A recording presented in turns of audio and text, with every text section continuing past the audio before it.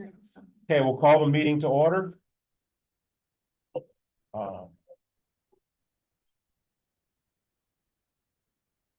Approve the minutes from June 2nd, 2025. Make I a would motion, we approve. Go ahead, John. I'll second that motion. All those in favor? Aye. Aye. Any opposed? So moved. Public comment? Just state your name and your. Sure. Oh, you're the lieutenant. Yes. Hello. I'm a Portland resident. I'm also the director of Portland Parks and Recreation. I just want to first say thank you to everyone on this committee. The Board of Selectmen, as you know, asked this group to find the best solution for our town's school facility issues. I've watched most of your meetings. I know this has not been an easy task. A lot of work and thought has gone into this, so thank you all. I'm here tonight to offer everyone some good news. Registration in the Portland Parks and Recreation Summer Quest program has increased by over 50% since 2023. Now we offer 3 age groups for Summer Quest: Kiddie Camp for ages 3.5 to 5, Base Camp for ages 5 to 11, and Teen Camp for ages 11 to 14. If we just look at Base Camp, in 2023, we had 25 participants in week 1. In 2024, we had 32 participants, and this year, we currently have 58 participants registered for week 1 of just Base Camp, and we're still accepting registrations. Summer Quest is a safe and affordable childcare option that Portland families rely on. I am of the mindset that safe and affordable childcare is a service we should be offering to Portland residents, but I also have some good news. These programs are starting to generate revenue again. If we take a look at Kids Blast, which is a safe and affordable childcare option that uses the basement of Biz every single day during the school year, we'll see that in 2023, the Kids Blast program was a net negative for the town. Last year, we had a net positive of about $1,000. And this year, the program is on track to generate at least $15,000 in revenue. And that's a conservative estimate. It's probably going to be closer to $17,000. I also want to mention how amazing it's been to see the rejuvenation of the rec basketball program that uses the Biz Gym, the middle school gym, and the Gildersleeve Gym every day of the week during the winter, and also uses the Gildersleeve Gym for 6 weeks on Saturdays starting in January, and the middle school and Biz gyms every Saturday from January to March. It may not be this way in other communities, but in our community, the Parks and Rec Department relies on the use of school buildings to offer these essential revenue-generating programs that Portland families rely on. So I'm here tonight to let you folks know that whenever you're ready to present your plan to the Board of Selectmen, I will be at that meeting asking the board the same question I'm asking you tonight. How does the Parks and Rec Department factor into this plan? The simple truth is, Parks and Rec is already losing access to school spaces now, pre-consolidation. As the Parks and Rec Director, and more importantly, as a resident myself, I want to make sure space will be available for Parks and Rec to continue to offer these essential programs. Thank you. Thank you, Andy. Andy. Thank you. Any other public comment? Is there anybody? Anybody online? Is Darcy on? Darcy. Okay.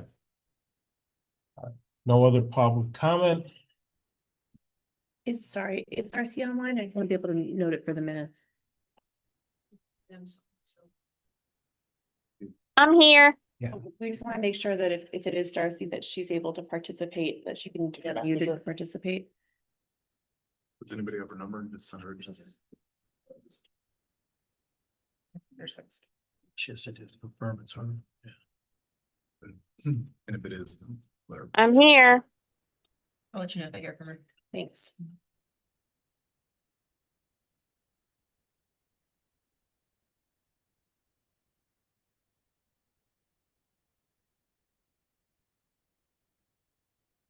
Darcy says she is online. Okay. Yeah, as long as she can unmute herself to participate.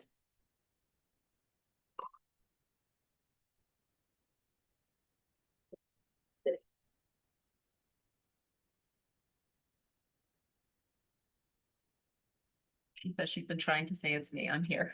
Oh, Got it. which I think means that no, we can't hear her. Yeah. So let's make sure that she can. She unmuted now?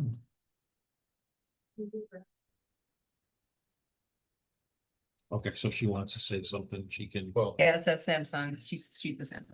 Yes. Darcy, can you hear us? Yes.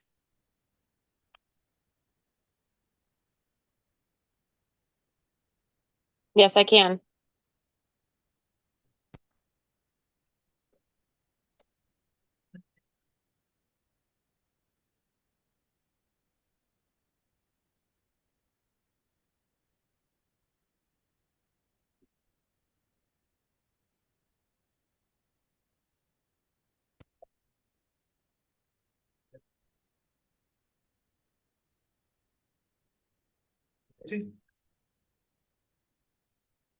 Right. Darcy, can you hear us? She said she. Yeah. Well, we can't. Can we hear you? You guys get her on. Phrasing it all. On speakerphone?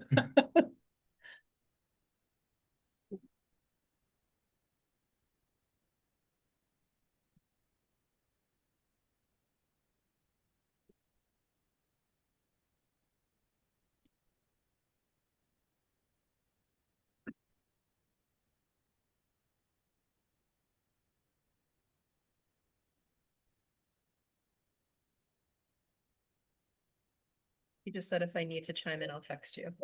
I don't know. Thank you. You text me. Okay. Yep. Oh, Oh. there she is. I think we heard you. Yeah, good. Oh wait, I'm looking back there, she's there. We're all Okay. set?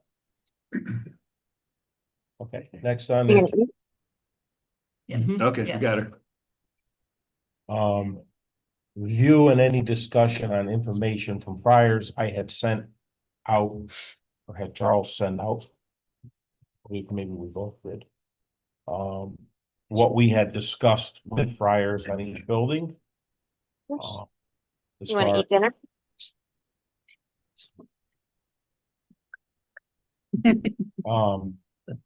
that's cost estimates as to renovate as new, as well as capital project alteration estimates, I know. which Bob had gotten from another contractor, Lamb. So has everybody had a chance to review that? Does anybody have any questions on that? I can say anything about it? I just want to thank you all for sending it. It was very helpful, including the legislative research back. I understand it was older, but it was helpful to understand the process too.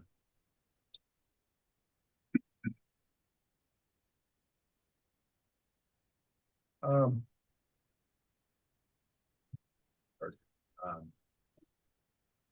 So, did we pay Slam? Oh, huh? They gave an opinion for free.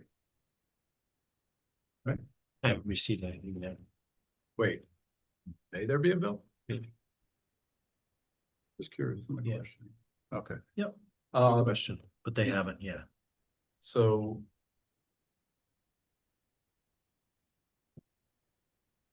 Did we ever learn the square footage of the downstairs areas in the boiler room area? And correct me if I'm wrong, isn't the boiler room a floor and a half because that goes into the crawl space? Don't you walk in, So we walk down you walk down a little over a half. about right? 5 steps. Right, so that can be the crawl space height for all the pipe running, right? So the crawl space, there's many crawl spaces.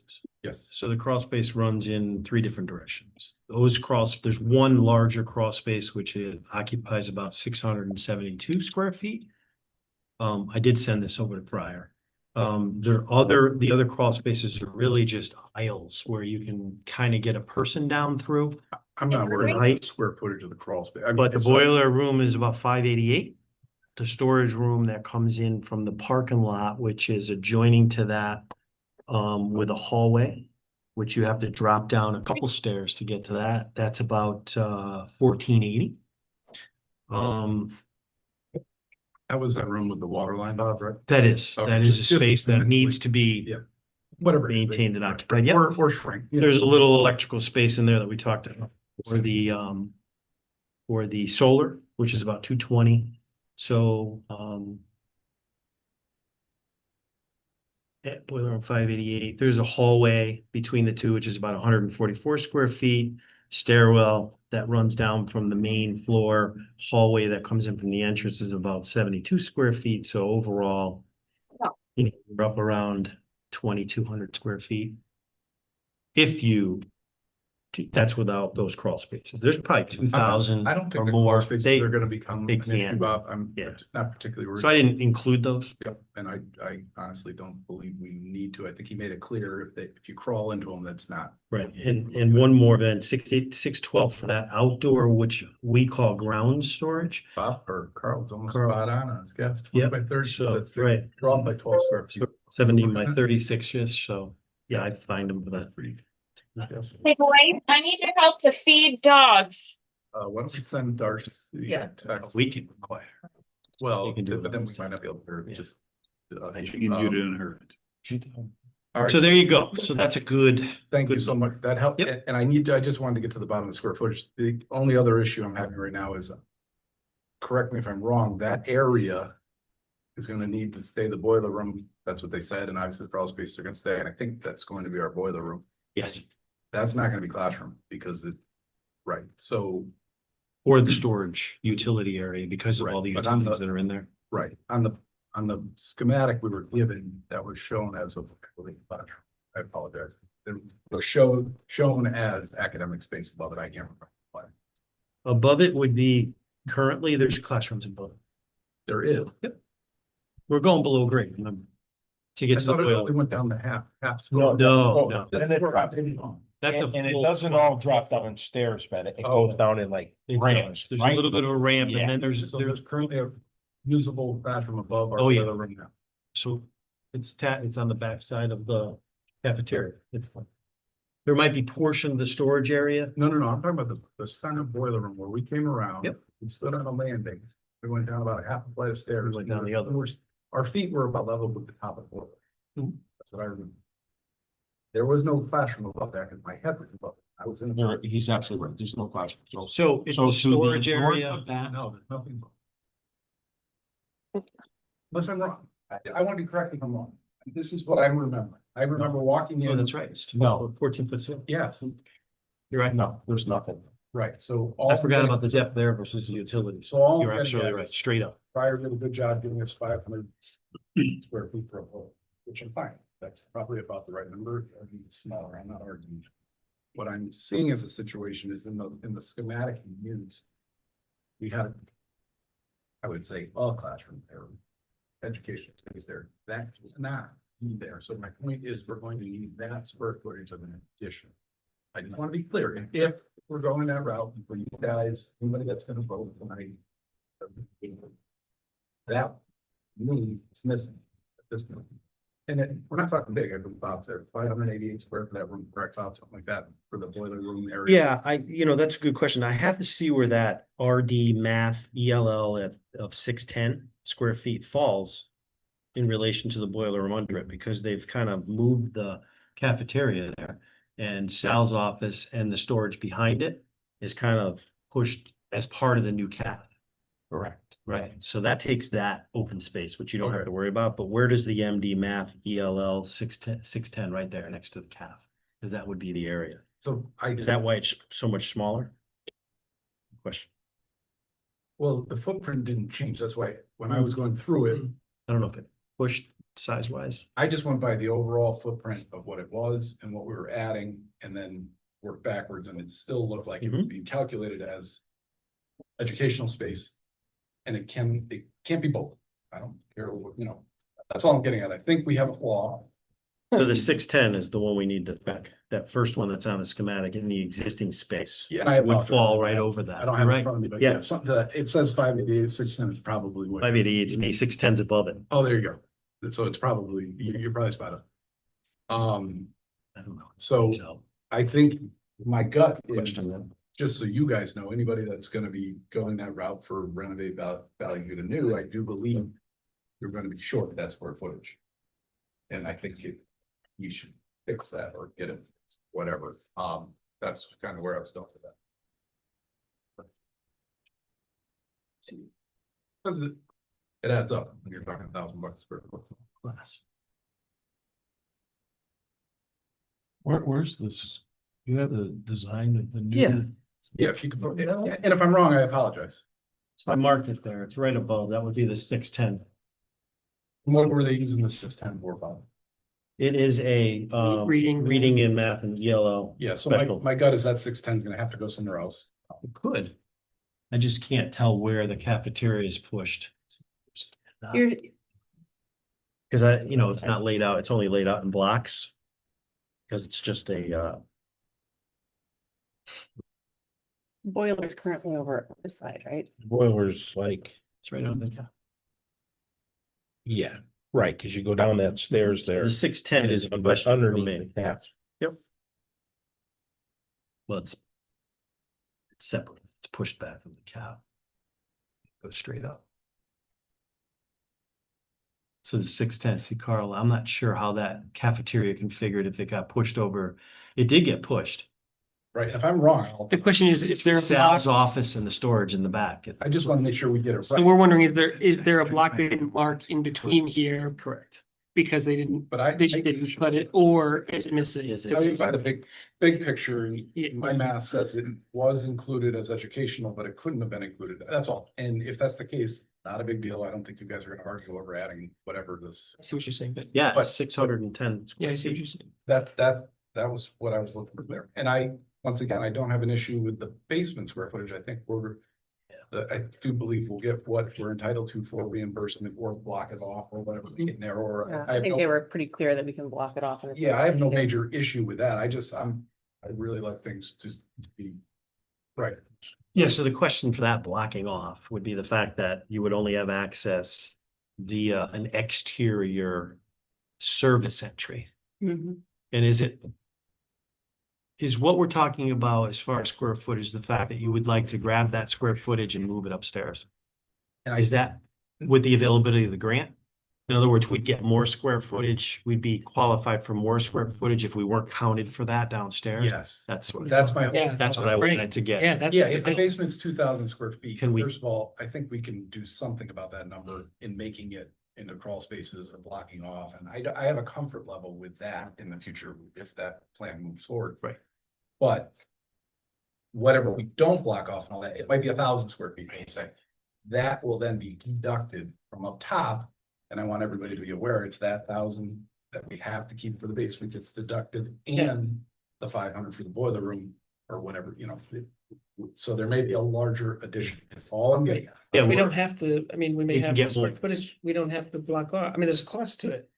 At the end of the day, So if we block off, gives us more with doing. it gives us more. if we block off that doorway upstairs, Yeah, we still have access downstairs through the Yeah. hallway to the boiler room. right? Does that do anything for us? Well, what Ben is saying is if we can eliminate that square footage from our allowable square Overall footage, square footage. it's gonna give us additional room upstairs to apply. Play for. with. It was additional because they never counted the downstairs. My only fear right now is we're gonna lose some stairs. I just want to be clear. So if you guys have a comfort level with that plan, I'm not trying to talk out of it. I'm just saying we need to get everything on the table. Yeah. I believe there's gonna be a hit of give or take 1,000 square feet. Not making a number That's up. what it is. I'm making, well, Well, kind of round. 14 and 6. Yeah. But I don't think it'll be all of that space. I I agree think with- plenty of that space can be blocked off and they've already said there's about 500 square feet allocated within the square footage allotment towards a boiler space, a utility space. Mhm. And the question is, where would it make the most sense to put that? And, Yeah. there is all that basement space. I actually, I mean, maybe I'm misremembering, but I think I remember Mike Serrano saying the boiler doesn't have to go where the boiler currently is. Is that true? He didn't quite. That say it's that. quite a I thought bit he- smaller, then you need to Just be less quite a bit square footage. smaller, require less space.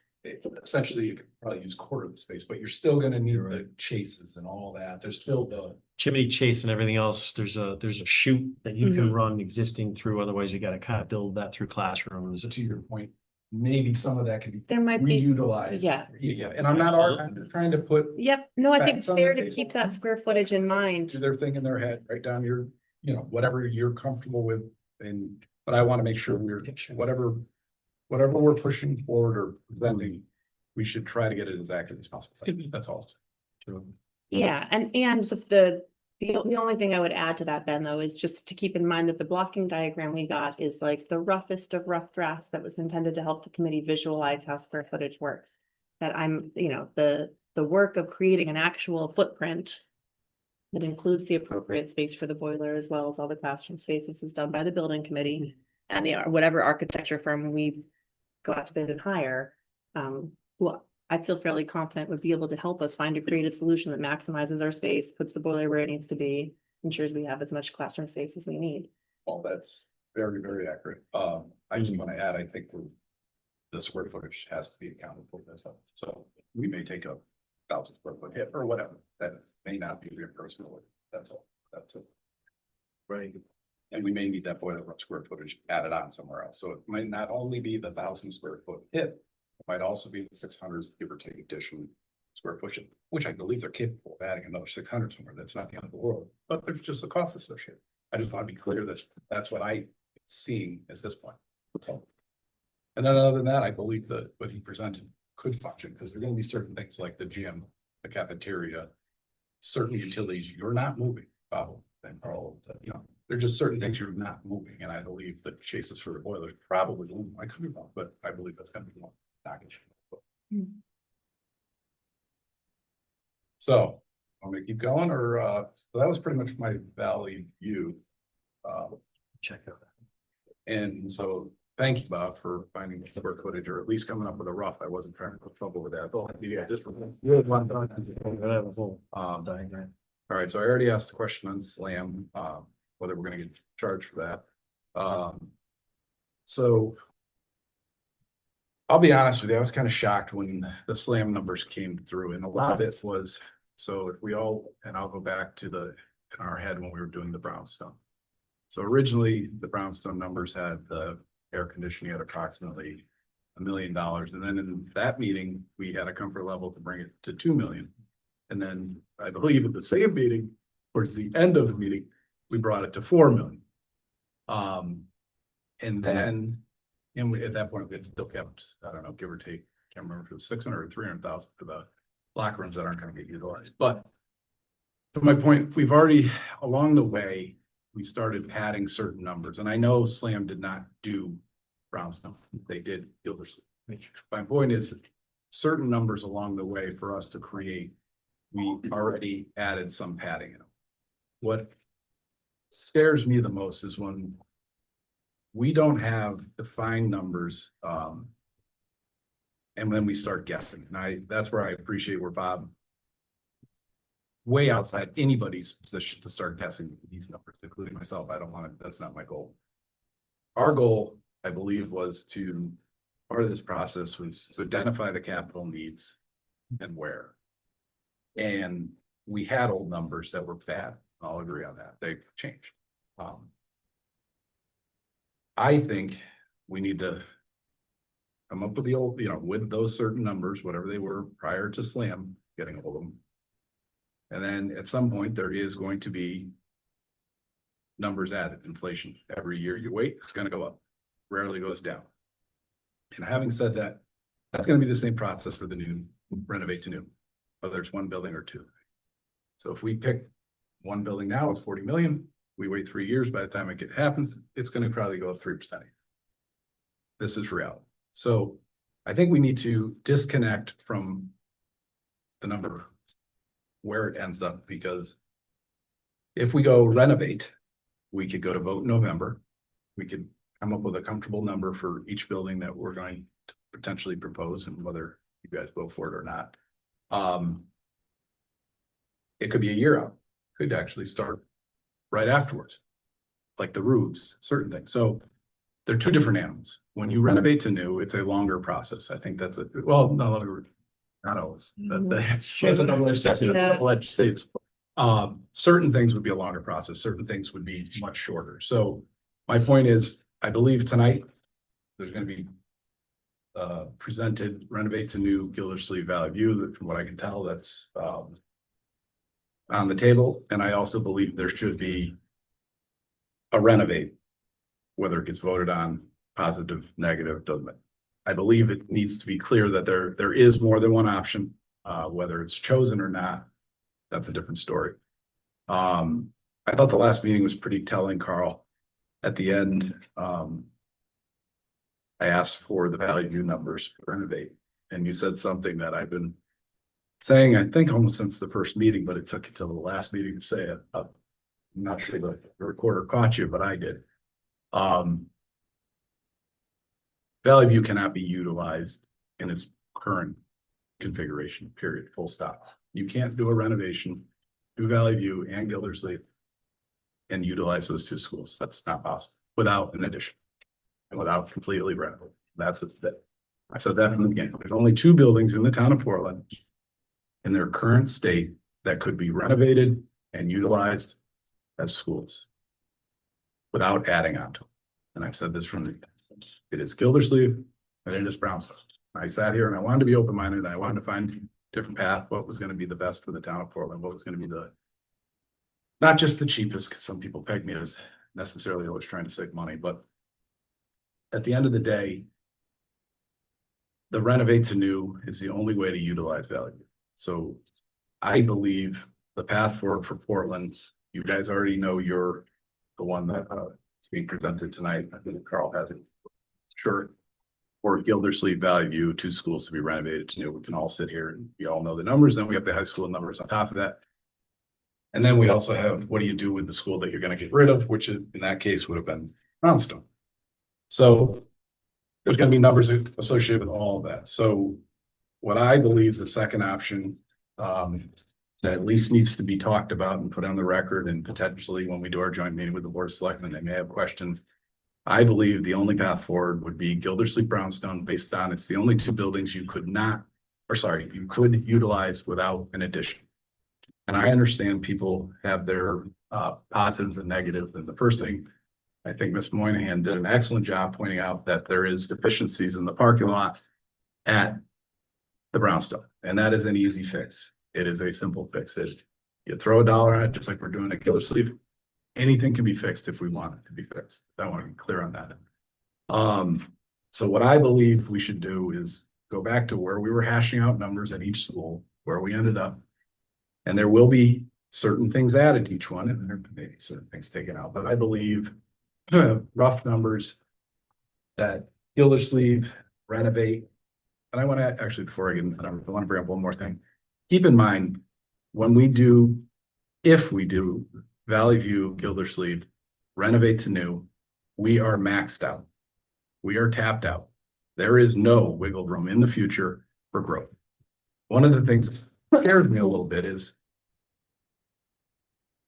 we're already anticipating open choice growth as part of this plan, bringing it up to 10% in order to get the additional reimbursement. No, we're not anticipating Well- any open choice growth. To be clear, we're talking about maintaining our current level of open choice enrollment, and that entitles us to 5%. I thought you had to be 10%. It would entitle us to a 5% reimbursement. I didn't mean to interrupt your flow. No. But we're not, that never at any point did anybody envision increasing our open choice seats. We're maintaining the seats we have open and available to So students. by maintaining, what's the number? 77, where are we at? I think we fluctuate between 65 and 70. Gotta stay at 5%. Yeah, we try and stay at 5%. Okay, because somewhere in So it's the somewhere in what I read here, if we went to 10%, we were then entitled to that additional reimbursement. To a 10% reimbursement instead of You get, 5. you get right? 1% reimbursement for every percentage of your student body is open. Okay, so, But the Portland plan thank you. So was to 10%. maintain what we have. Yeah. That was very helpful. So that eliminates about 5 minutes of my speaking, just to let you all know. Thank you. You're Laura. welcome. Please cut it in the future. Okay, so, and I'm not sure if that 1% per, so if the 5% for the other choice would also be eligible for certain capital, I'm not sure. That would be a prior question. I would imagine it probably is. I don't know that, but on certain things. So if you start looking at one of the questions I asked in the last meeting about Brownstone was if the electrical upgrade, because it was due to air conditioning, would that be entitled to the 50% reimbursement? And Mike said yes in the meeting. And that was important to me because that is one of the biggest numbers other than the AC. So I went through rough numbers, and this is what I think we can, in the path we should work towards. And obviously may have to go through the numbers more, but I believe we could do a lot at Gildersleeve, almost everything that's needed, and have additional square footage, which is huge. Because we don't need to tear off the square footage in order to do it. So I believe we can put about 12 million in, and keep in mind at the end, I'm gonna throw on soft costs and stuff. So this is just what I believe in capital. And this does not include any reimbursement. So I believe we should be considering putting $12 million into Brownstone with an approximate 4 to 5 million will come back, but I'll keep that separate. Brownstone, I believe. Can I ask a question? Yes. Oh, sorry. It's me. Hi. Sorry, Carl. I just have Hi. a question. Yes. So, I listened to Andy speak, and I work for Parks and Rec as well as I've been in the schools, and I've been doing, I've been in different venues of Portland. I know we're struggling with what to do with the school to close, but what would the cost change if Brownstone weren't being utilized as a school? What would the cost be if that was turned into the Parks and Rec building? Because even myself this year as the camp director, I have to change because we are guests at the high school. So the space that I was given to use for kiddie camp is no longer available, and I have to adjust to that. So what is that not an option to make Brownstone into Parks and Rec So through Darcy, the by town? Darcy, by doing that, if you were to do that, and I'm proposing Valley View becomes Park and Rec, and I'll tell you why at the end, but by making Brownstone the Park and Rec one, you now have pigeonholed the town in 5 to 10 years when we need an addition. We don't have the renovated space that we would if we renovated Gildersleeve Brownstone. So keep in mind, I'm gonna walk you through, this is a high level, big picture, and they're gonna do what they Ben, can want I to ask do. a question? Yes. Why are you thinking that we're gonna need additional space when the demographers specifically said that we would not? So right now, I'll give you an example. I sat through and I asked Dr. Britton a series of questions in the last meeting. And I thought he did an excellent job answering. I'm not an educator, but I do believe putting OT, PT, and special ed all in one room is problematic. Maybe I'm wrong. Call me wrong. When you get us down to the last square inch, and actually it's negative because I just found that the boiler room, 588, 600 square feet, whatever you want to call it, couldn't have been utilized. So it's actually we're either adding another 600 there or we're taking away 600 from other things. My point is we already slammed that in. We did our best, and they did an okay job to prove it physically could fit. It's not, in my opinion, what's best for the children when you're bringing it down to the bare, I don't want to say the bare minimum because state statute would allow a little bit less. You're bringing it down much smaller than the state even allows you to go up to. That's a better way to phrase it. So But as I said, like, we oftentimes, like each of the classrooms, I believe it said it was like 6, 6, and 6. And frequently, like, that's just not the case of how many classrooms we have. So a lot of times that we but would you're- have tons of space. I'll give you one. around, as we do now, all the time. yeah, I'll give you one example. What happens when there's an all-day kindergarten or all-day pre-K? Then what? We're already putting ourselves behind the 8 ball. We are literally going down to the almost no square footage left for anything. Pre-K. Right. So that's my point. So all your spare classrooms, you're right. There's many a time we're only using 5 out of 6. You're 100% right. Now picture when we're all day. This is another bill coming to everybody. So I just want to present all the numbers, what I think we can get to.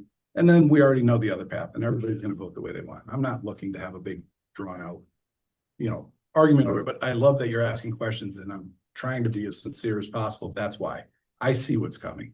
We're probably going to get growth. This is a great bedroom town. We have a whole bunch of new apartments in town. That's wonderful. People are going to move in that own homes. So, I believe there's going to be some more children coming to Portland, then a little more than the normal shift because we have more available. People like Portland, they don't leave, and that's a good thing. I do believe there's going to be some increase in population for the children, and I do believe we're going to have an all-day pre-K coming up. So having said both those, I want to be prepared.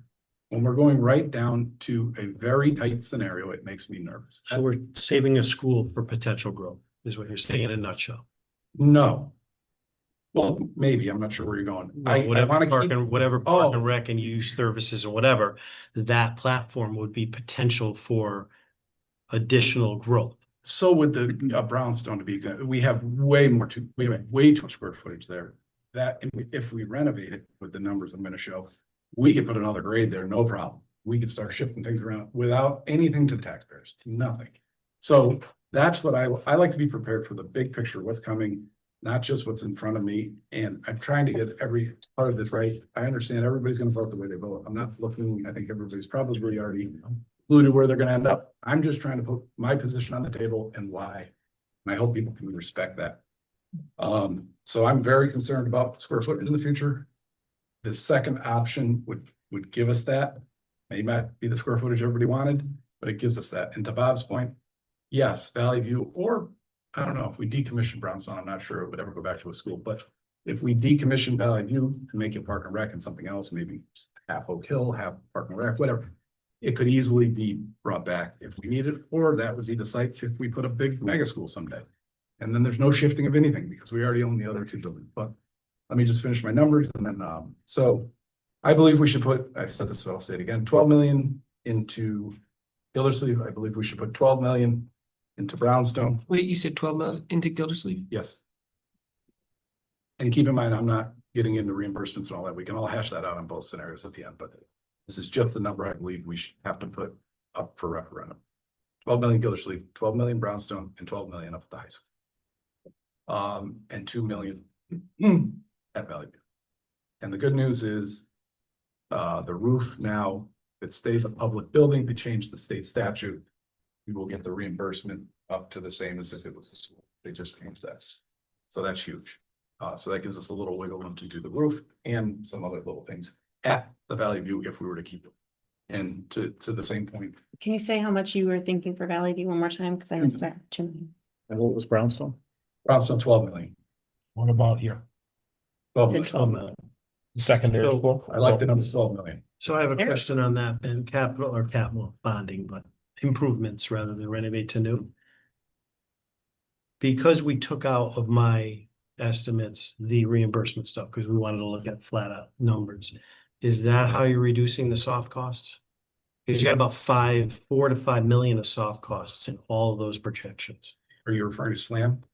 I'm referring to any engineering, any soft cost calculations, because that's a standard. It's not just SLAM, that's just a standard. I could use this for the future if I wanted to go into business. Right. Well, there's, yes. It's a standard So- template. It's a certain percentage for every construction project. So as you go down, I wasn't here. 7.5. 7.5%. Yeah, that's on the architectural engineering and construction. And then they use an average of the low side of 7% on owner contingency. This town has never done 7%. We've Right. always So, started at 10, but I just want to know, is that the offset? so Or do we just lose that? So no, so at the end, I want to add a couple million to my number for that. And the reason, I'll give you an example. If we go to referendum now, we're gonna do all the roofs at every building that needs a roof, because I'm so sick of hearing we have buildings that have leaky. Our teachers are sick of teaching and Yeah. building leaky roofs. Our kids are sick of going to That school I'm and just built thinking with leaky both ends, roofs. And I understand. Putting that out Yeah, there. yeah, You're not and gonna I find a agree. leak So my point is, unless you're here at Bob, midnight. you've already got some pretty solid numbers on the roofs for. Yeah, I do. Those are solid. Right, and I'm just, and I want to use that. I think they're a little high, We could be. because when I went back through and looked at all the recent costs or bids that went out there, they're much less. So there's solid Construction estimates. business, it's Solid soft estimates. out there right now. From an estimating Yeah. standpoint, he's got to put contingency, he's got to put Yeah. whatever. My point was, Hope you win. I give on everything. that number some leeway in my head because we're getting such a big reimbursement. I agree. So, and I believe that, we are increasing the insulation to get that, blah, blah, blah. So but to your point, Chris, they are probably a little high, but having said that, put yourself in Bob's position, you need the wiggle room. So my point is, there's a lot of these items, big ticket items that we're going to just immediately be able to do without as much soft costs. That's what I believe. And if you disagree, Bob, we're. Well, no, on some yeah, there's some stuff in here that we might be able to, but it's just a big number. It's not like we're not gonna, you know, how are we gonna save 50% of that? But if we're offsetting that with some of the numbers, we got to the 12 million number by not putting in the reimbursement of $1 million for roofs or whatever. We're offsetting some of that and we throw 2 million in, you know, we don't want to, what I'm concerned about it is we're gonna get into those costs for design and surveying and all that, and all the engineering required to do even the roof. And once we get into those numbers, we're gonna start losing on what we're trying to repair. I need to make sure Well, it that we're, depends on how big, so use the roof as an or example. what you eliminate from here. I don't know what you decided to eliminate to get. So, well, like on the brownstone, I put the air conditioning back to the 2 million. I took So out the there's locker two. rooms. 300. Yeah, and I thought you were pretty solid on the parking lot because you can do a lot with that number and, you know, block off the basement, blah, blah, blah, you know, that. one. Yeah, that number is pretty good. Yeah, so, and Chris might be a little better on this. My point is like on the roof. Those certain numbers as a percent they put in for all of that, right in the roof bid. So I don't want it to compound. My point is, if it's in the roof number, and I don't have all the roof numbers, somebody can pull it all up, but if all the roof numbers are 8 million bucks in all of our schools right now, whatever the number is, 6 to 8 million, whatever it is. We then aren't going to, they already have their engineering. They already have their installation. We're gonna go bid, we're ready. It's in that. Right. Roof number, engineering. Right, so that's a huge number out of our whole picture, and if we start looking at this in compartments, instead of like. Okay, how big can we make this number? And I'm not saying that's what happened, but that it's getting out of control for safety purposes. Well, I agree, for safety net purposes would be a better way to phrase it.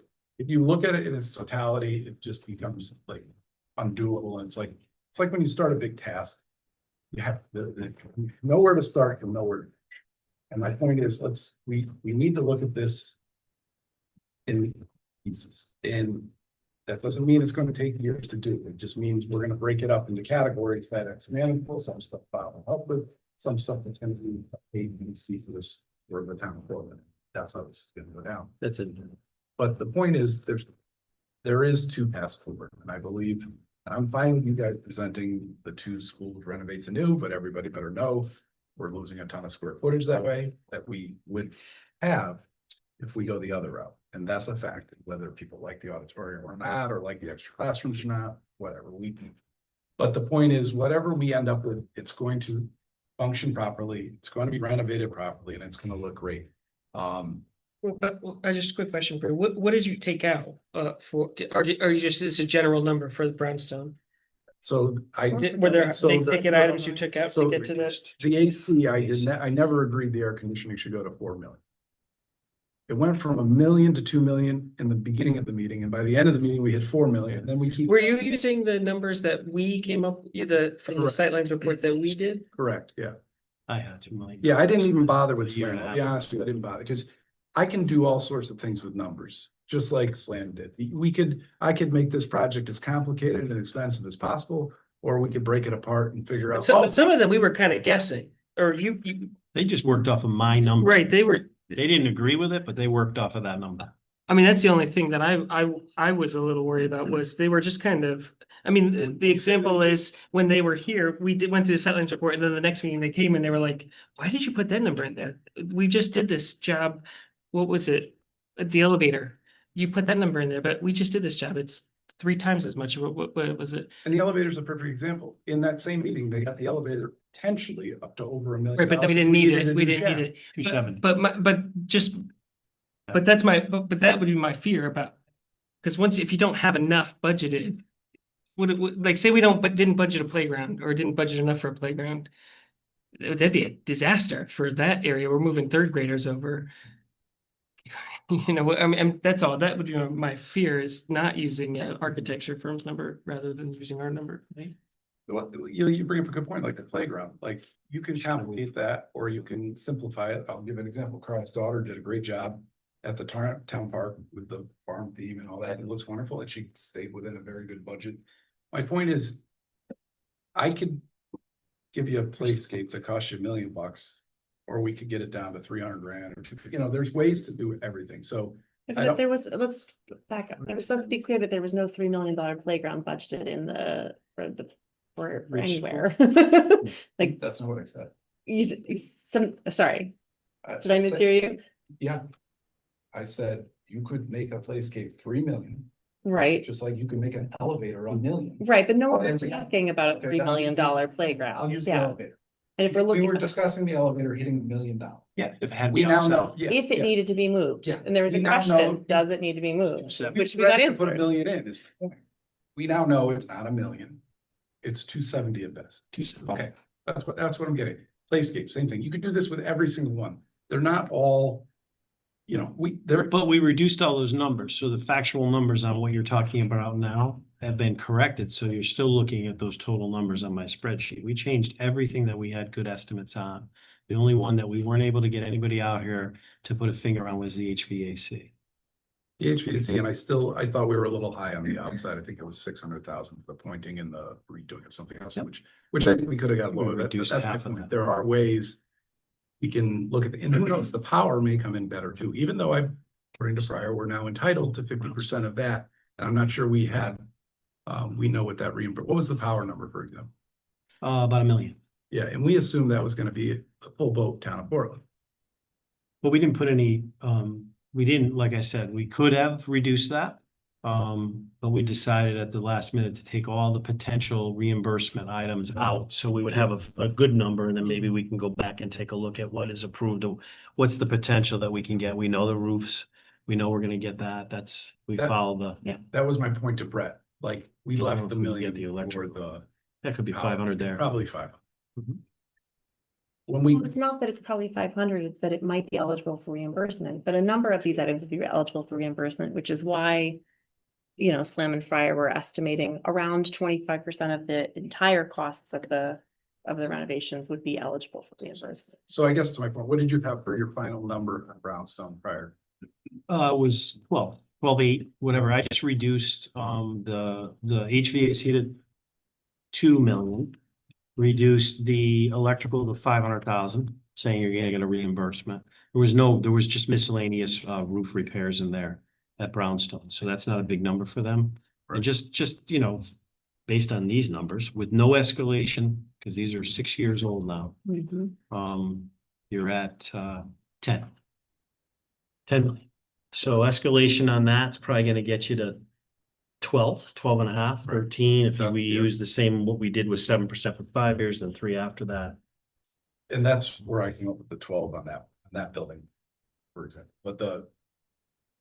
and if you guys think I'm wrong a little bit on these numbers and you want to look at it that way and you want to increase it for, you know, whatever, I'm not gonna fight over $1 million here, $1 million there. My point is that, let me just finish what these numbers add up to, and what it means to the town, and then we can talk about the other side. So, if you did the 12, 12, 12 and the 2, it's $38 million. And out of that, we have a lot of it's going to be reimbursable. But I don't even want to get in. So that would be, go to referendum, 38 million. There's gonna be reimbursement.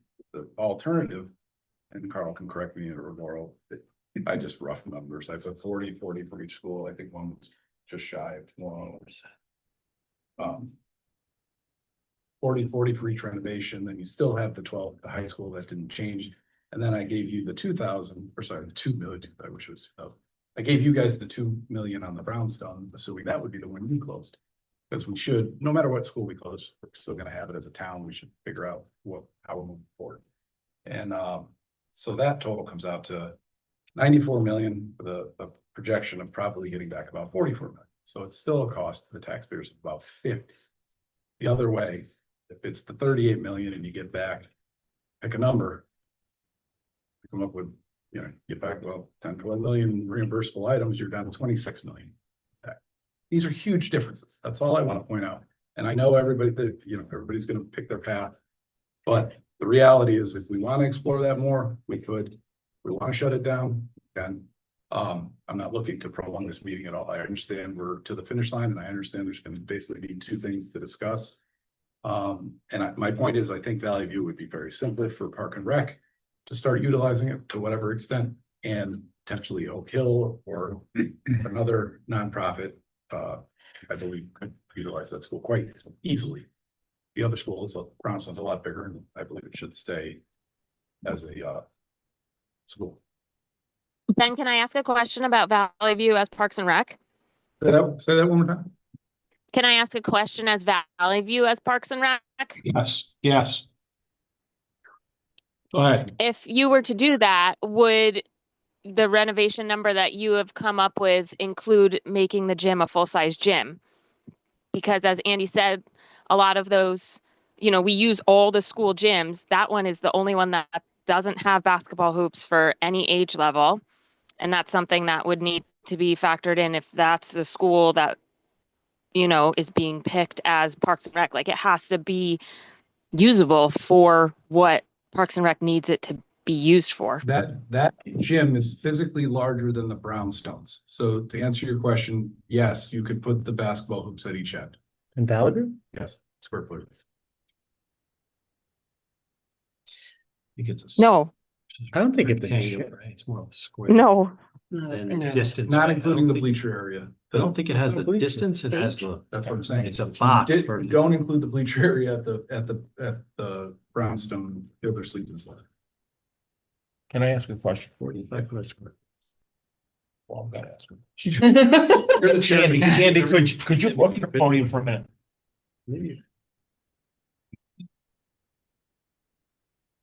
Hi, Andy. I'm advocating just in a different way. Thank you. I appreciate it.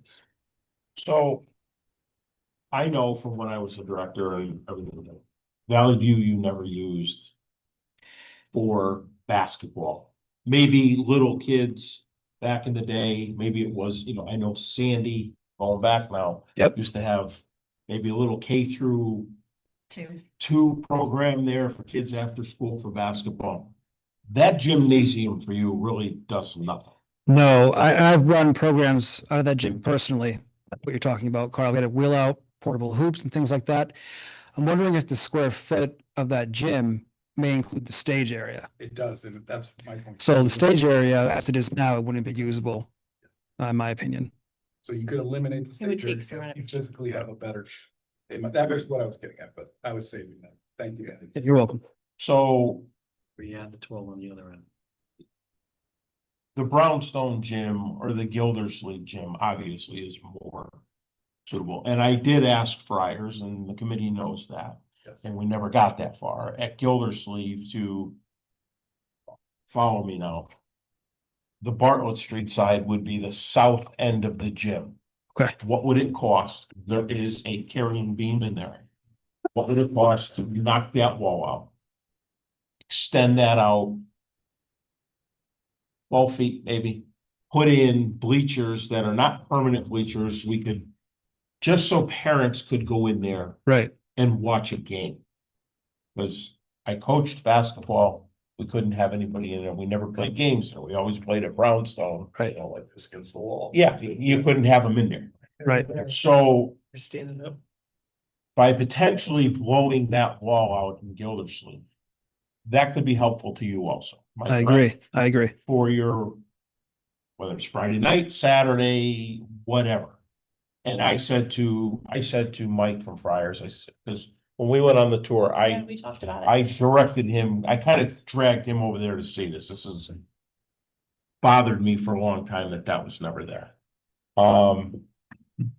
I think that would be better spent money, more so for you, than trying to renovate a gym at Valley View School to make that something that would work for you. Does that make sense to you or no? Yeah, I understand what you're saying. Right? Right. I mean, I'm not trying to pick that apart, but No, I'll take you a step further. I think under the renovation of Gildersleeve, we should still do that. And under I my agree. plan, you can, under yours, you can't, and I'll tell you why. We're already having to lop off, I believe, about 6,000 square feet of that building already. You're not gonna be able to bump out on a renovate to new. You are already, pardon my French, screwed Really?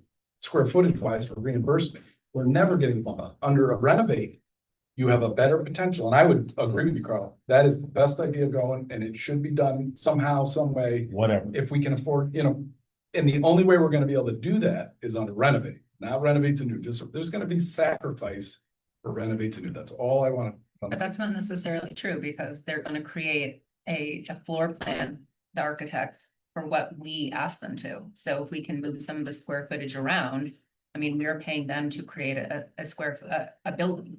Well, I And think so we we said asked them the to move bump it out. outs, the bump outs don't count in the reimbursable. square Right. foot. But Right, it's just gonna end up costing the tax, so to give you, I mean, you heard my numbers before. It's approximately 26 million to the taxpayers one way and 44 million the other. I don't buy that. I hear you, and I hear the argument you're making, and I am listening, and I do think I'm following you and understanding you. But I'm looking at a list that we made where we chopped off a lot of the things that, you know, were potential needs at Gildersleeve, and still our base list before any kind of inflation was $14.5 million. So when you're saying we could spend 12 million at Gildersleeve and call it a day, and our list was at 14.5 million, that's not including any escalation from numbers that are 6 years old at this point, or soft costs, or contingency. I just don't know how we could, I think spending $12 million to do half a job wouldn't be a good investment. That's my fear. My fear is we spend that money, we get partway through a project, we haven't completed the needs, and then in the coming decade, we're looking at a building that has a lot of lingering needs that we weren't able to address. If you looked at it that way, sure, but you could easily eliminate some more. A lot of the things we did was because we were going in, you could easily say, we're not going to do X, and it can easily be done in the future. The other scenario sets the town of Portland up for a need of millions of dollars when we need an addition. Potential millions. This scenario gives us all the wiggle room we need as a district. On that point, I've been thinking about this. Can I ask a question? And Ben, you're talking about not having enough space. Thank you. When we looked at Fryer's presentation on Valley View, doing a renovate to new. The renovation, because the state requirements are less square footage. Correct me if I'm wrong, we gained like 3 classrooms in that restructure, correct? I believe so, something to that effect. So what do we gain in classrooms in Gildersleeve in a renovate to new? And what do we get in additional classrooms, for example, in a brownstone renovate to new? I mean, if we're talking about not having the space, if you do a renovate to new situation, aren't you going to gain classrooms in each location? But we don't have that information, but I'm just asking the question. Because logic would dictate if we gain 3 classrooms by, gutting and building to size in Valley View, wouldn't you gain the same by gutting and renovating to size in Gildersleeve? No, because No. there's less grades and there's certain square footage that doesn't change. Like the cafeteria, potentially where they eat. The offices, that doesn't change no matter how many grades that you're entitled to. I'm just talking specifically, I'm looking at the floor plan, I'm talking about the classrooms. And when you reduce that space, unless the carrying beams and everything else don't lend that capacity. No, so they go by grades and they're gonna give, and by pupils, they give you how many children and they give you a square foot per grade. So that'll equate to approximately the same classrooms per grade. But then you still have the gym, which isn't gonna change. You're still gonna have the cafeteria, the hallways, that none of that change. So you're actually, because it's only 3 grades, it would get much tighter of a building and you'd be lopping off a lot of that in the square footage scenario, like, whatever when they get it down to 39 in their scenario. They gave us a scenario that showed it. And it was a substantial reduction in actual building from what we have now. So to your point, yes, you gain classroom, absolutely, because you can make them different sizes. So that's easy, but you're not gonna necessarily get a better product for the children because there's certain square footage that just, it's gonna be there regardless. The hallways, the nurse, the all of that. I was specifically, I know the cafeteria and the gym and those will stay the same. I was specifically thinking about classrooms. So to answer your question, yes, I believe you'll probably gain, you could potentially gain easily per grade. Yeah. At Gildersleeve. I believe you, using the same scenario they did at Valley View, but keep in mind, they're tight. They designed them for, I believe there's a lot of this chair scenario they showed us was about 18. It gets tight. Everything's gonna get tight. But the tight gets you the most reimbursement, correct? Because that's By state- going. that's the state requirement. 25 square feet per. Right. Right. Yeah. Right. If you renovate to new, yes, if you renovate, no. Right. So. Right, and that's why I was just asking the question about apples to apples, renovate to new, one building to the other building, do we gain classrooms? No, because if you just renovate, you actually. No, I said renovate to new. Sorry. I know in renovate, you don't gain classroom space, you're renovating what you got. No, you potentially could, is my point. You could literally keep all the square footage we were supposed to cut off. Right, you And just that have was less fun. You just Yeah, gotta pay pay for for whatever it. you decide to do. Right. Get less reimbursement. Less reimbursement. Right. Potentially you have But a you'll lot keep more that usable space. square footage for the town of Portland. You can do whatever you want. Gotta pay for it. Mhm. So we could really keep the space, Mhm. not get paid to renovate that space. Right. Right, we don't get fined for keeping it, we just don't get as much reimbursement, so we can do anything we want, right? the whole Get the project. same reimbursement total, you just, Now renovate to nothing new, on that portion. like 28% 6,000. on a non-renovate to new, Well, max. that's a made up. But No. So There's a here's the certain thing, I've talked to, I want to say this, because I've talked to a few that have been part of this whole scenario. And there's one thing that I'm really concerned with, and I may be way out of whack, but maybe we should start talking to some people at the state. There could be a potential that we get less funding unless we consolidate to our greatest ability. Because that's where the state's looking right now. Because you know what? The state's looking at consolidation for their benefit in their pension program. And it's been stated many times at the legislature, they're looking, consolidation is a huge word for them. So I worry about, okay, we're gonna go back with whatever plan we have, and they're gonna say, we don't like that. Because that was part of the original plans of consolidation, and oh, we like that. So you try to find out in which way they're gonna go, and I hope we don't lose. I hope we get 32% on maybe a renovate or not renovate, and we do just improvement projects that we're calling. I don't know, so we stick with the 28 and you hope you get it, and you stick with the 54. What I'm hearing from some other districts is they're hoping for additional funding up into the 60s, percentage wise, yes, for more consolidation. I'm like, really? And they said, yep. Is there additional, Dr. Britton, is there additional for that open choice? Does that go, and maybe if you don't know, say I don't know, it could be a broad question. Is that additional money available for renovate to new and capital improvement, or just capital improvements? I would think, and I don't want to guess, I would prefer some help. It's for new construction, which also includes renovates. But doesn't, It doesn't include capital. okay, that they wouldn't give us any addition you're not aware of, any addition towards capital. That's not aware, I think that the only thing that capital is for like the ADA compliance, school security, roofs, there's. Yeah, There's- there's in there. So there is some maybe additions for all that stuff, because that's a big portion of. Yeah, but I don't think it considers how many, I don't think that that reimbursement is sensitive to the number of open choice students they have. Okay, I didn't know if the scale slid the same, and if I could get that answer, I don't know. Soon, we're planning on having a joint meeting at some point, so I assume we're having another meeting, but if we could get that one question answered, I think that's pretty important. Somebody. Yeah, that might be in that document we attached to the last email. I see you're looking at it right there. Well, Yeah. This here, those are the bonuses at the end. Mhm. No, not that one, bonus, that one. Oh, yeah. Bonuses, right. No. It's that state one that Mike sent. It just says some types of school projects are eligible for reimbursement bonuses, so it doesn't, it's not more specific. Maybe. My memory is that it's, I don't wanna be wrong, my memory is also that that was specific to new construction, renovate to new projects. I would think it might have been what he said, especially ADA, security, maybe. HVAC upgrade, air quality, I would think, but I could be kind of like, we could all sit here and guess, get nowhere. So, to your point, Laura, if you think we should increase the Gildersleeve number from 12 to 14, I would fight you. If you feel that that would get us closer to the finish line, I'm not gonna, to your point. But the other one's under by 2, so it was kind of a wash. And so got down to like, whatever Bob said tonight. So Gildersleeve, we were at, Wasn't it around? 14. 14?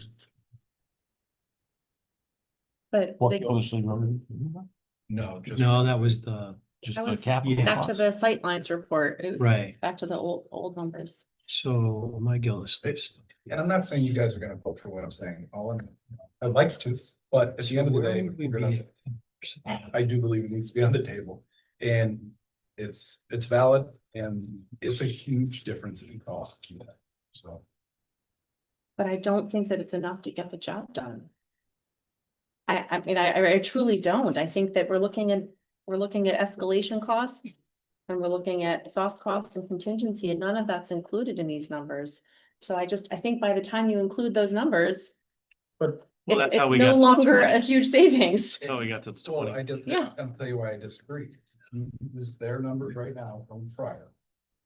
You are going to have the identical increases. As you would in the other, so that's why I chose to not put that in to date. You're going to have, But say it again, you'll have identical increase to what so other? if soft costs are gonna go up on a project, they're gonna go up on the renovate to new, and they're gonna go up on the renovate. I'm not arguing with. But there's much less the soft numbers costs. we started with had no soft There's costs. almost, you can get down to, you do certain renovations, and that's why I was using the rooms as the example, certain big project, like the boiler. How much soft costs did you have in the brownstone boiler project? When we just went to the selectmen for, About 50K, 40, and what was that, like was that 325. 3.5? Yeah, and 288 was the boiler, yes, it was somewhere in that range. Mhm. My point is, you could, it's a lot more of logistic things going on. I get buying the new cars sometimes easier and you just do it. But regardless, we have the high school, that doesn't change. Have these buildings, this addresses everything, just like the plan you guys are gonna present is going to do the same thing. We're gonna, except we're gonna have a big brownstone that's gonna need big square footage at some point. That's gonna need a lot more money than a Valley View is. So walk me through, Ben, if you can, the Yep. four, so we'll just use round numbers. I'm looking at 14 million. If we completely eliminate soft costs. And we only escalate the money that we needed about $7-8 million of that. To escalate over 6 years, because those numbers were already 5 years old. We did a calculation on that. And then we took the balance of that. And we just estimated for 1 year escalation, hoping that we get started in a year.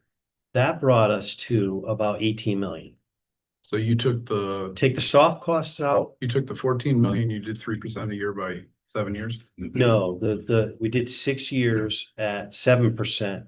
And the last year we did at 3%. 6. Because we had, that was an average, yeah, per because year. we had 2 years in there that were 10 to 12%. Because of COVID increases. So that money didn't go away. The products of those costs are still there. So that was the estimate based on. Actually, they had some higher numbers. So we used anywhere from 6 to 7%. And then we just went down to 3.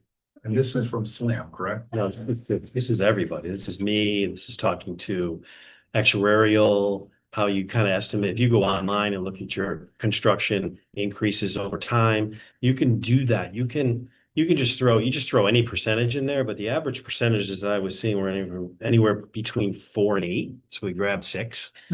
I mean, it's a shot in the dark. You got to hope that you're going to recover that. Now, are those numbers solid from 5 years ago where you could just add that 6% on? Or were they just a book number that changed within the first year? I don't know. So that's what we did. Now you could say, no, I want that to be 3%. Okay, 3% over 5 years, 6 years, because we're adding a year, and then go with 3% for the following year. You know, you could do that. You could reduce those numbers that I kind of come up with for escalation any way you want. You just put them in your. Did you get a roof number for Gildersleeve, Bob? I did. And what did you come up with for a roof number? I took that. That's a solid number. Go through here. The roof, 0.7. the entire roof was. Make sure I'm on the right school. Yep. The entire roof was 2.7 million with no reimbursement. And what was the? And the what was funding is 51%. And what? Well, maybe we get the open choice extra on it too, you never know. But what is the square footage of that roof? I believe it was. Because that would have been, that would have been the whole building. Was that- We flew that whole thing with the GPS. Well, 46 comes to mind, but I go on.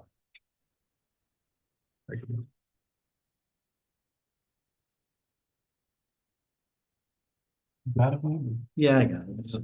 Well, I got everything. Tennis court.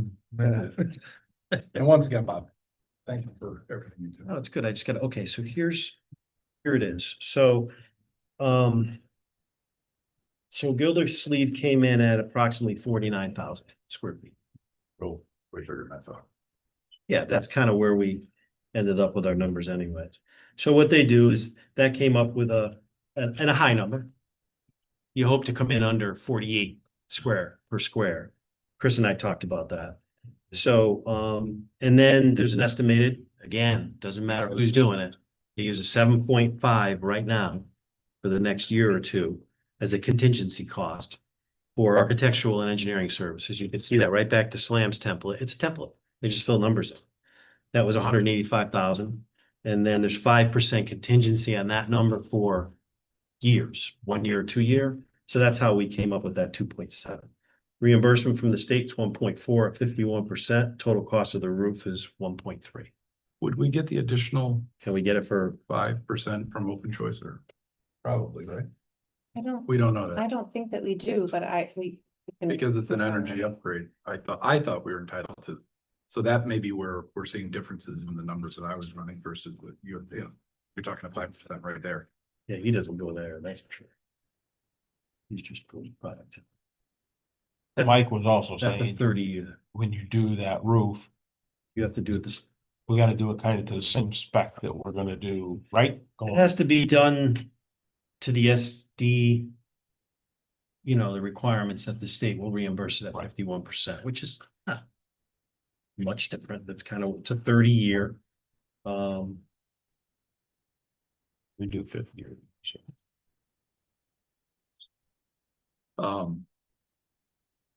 Yeah, we stretch 50 out. Yeah. We get it. Band-aids. I hate to admit, but that is true. So that was Gildersleeve, then, yeah. Right. And that's just one example. There is a lot of fat in that number, Bob, a lot. Yeah, Based 'cause off of you see it recent out there for data. 42 a square. I've seen that. Yeah, I've yes, seen schools at looking at 30 to 42, 40. 44. without the engineering costs. Right. That kind of remains the same, but that's percentage. So Yeah, the that's all. farther you, the less you go on the bid, it's a percentage of the job. So they work off of that.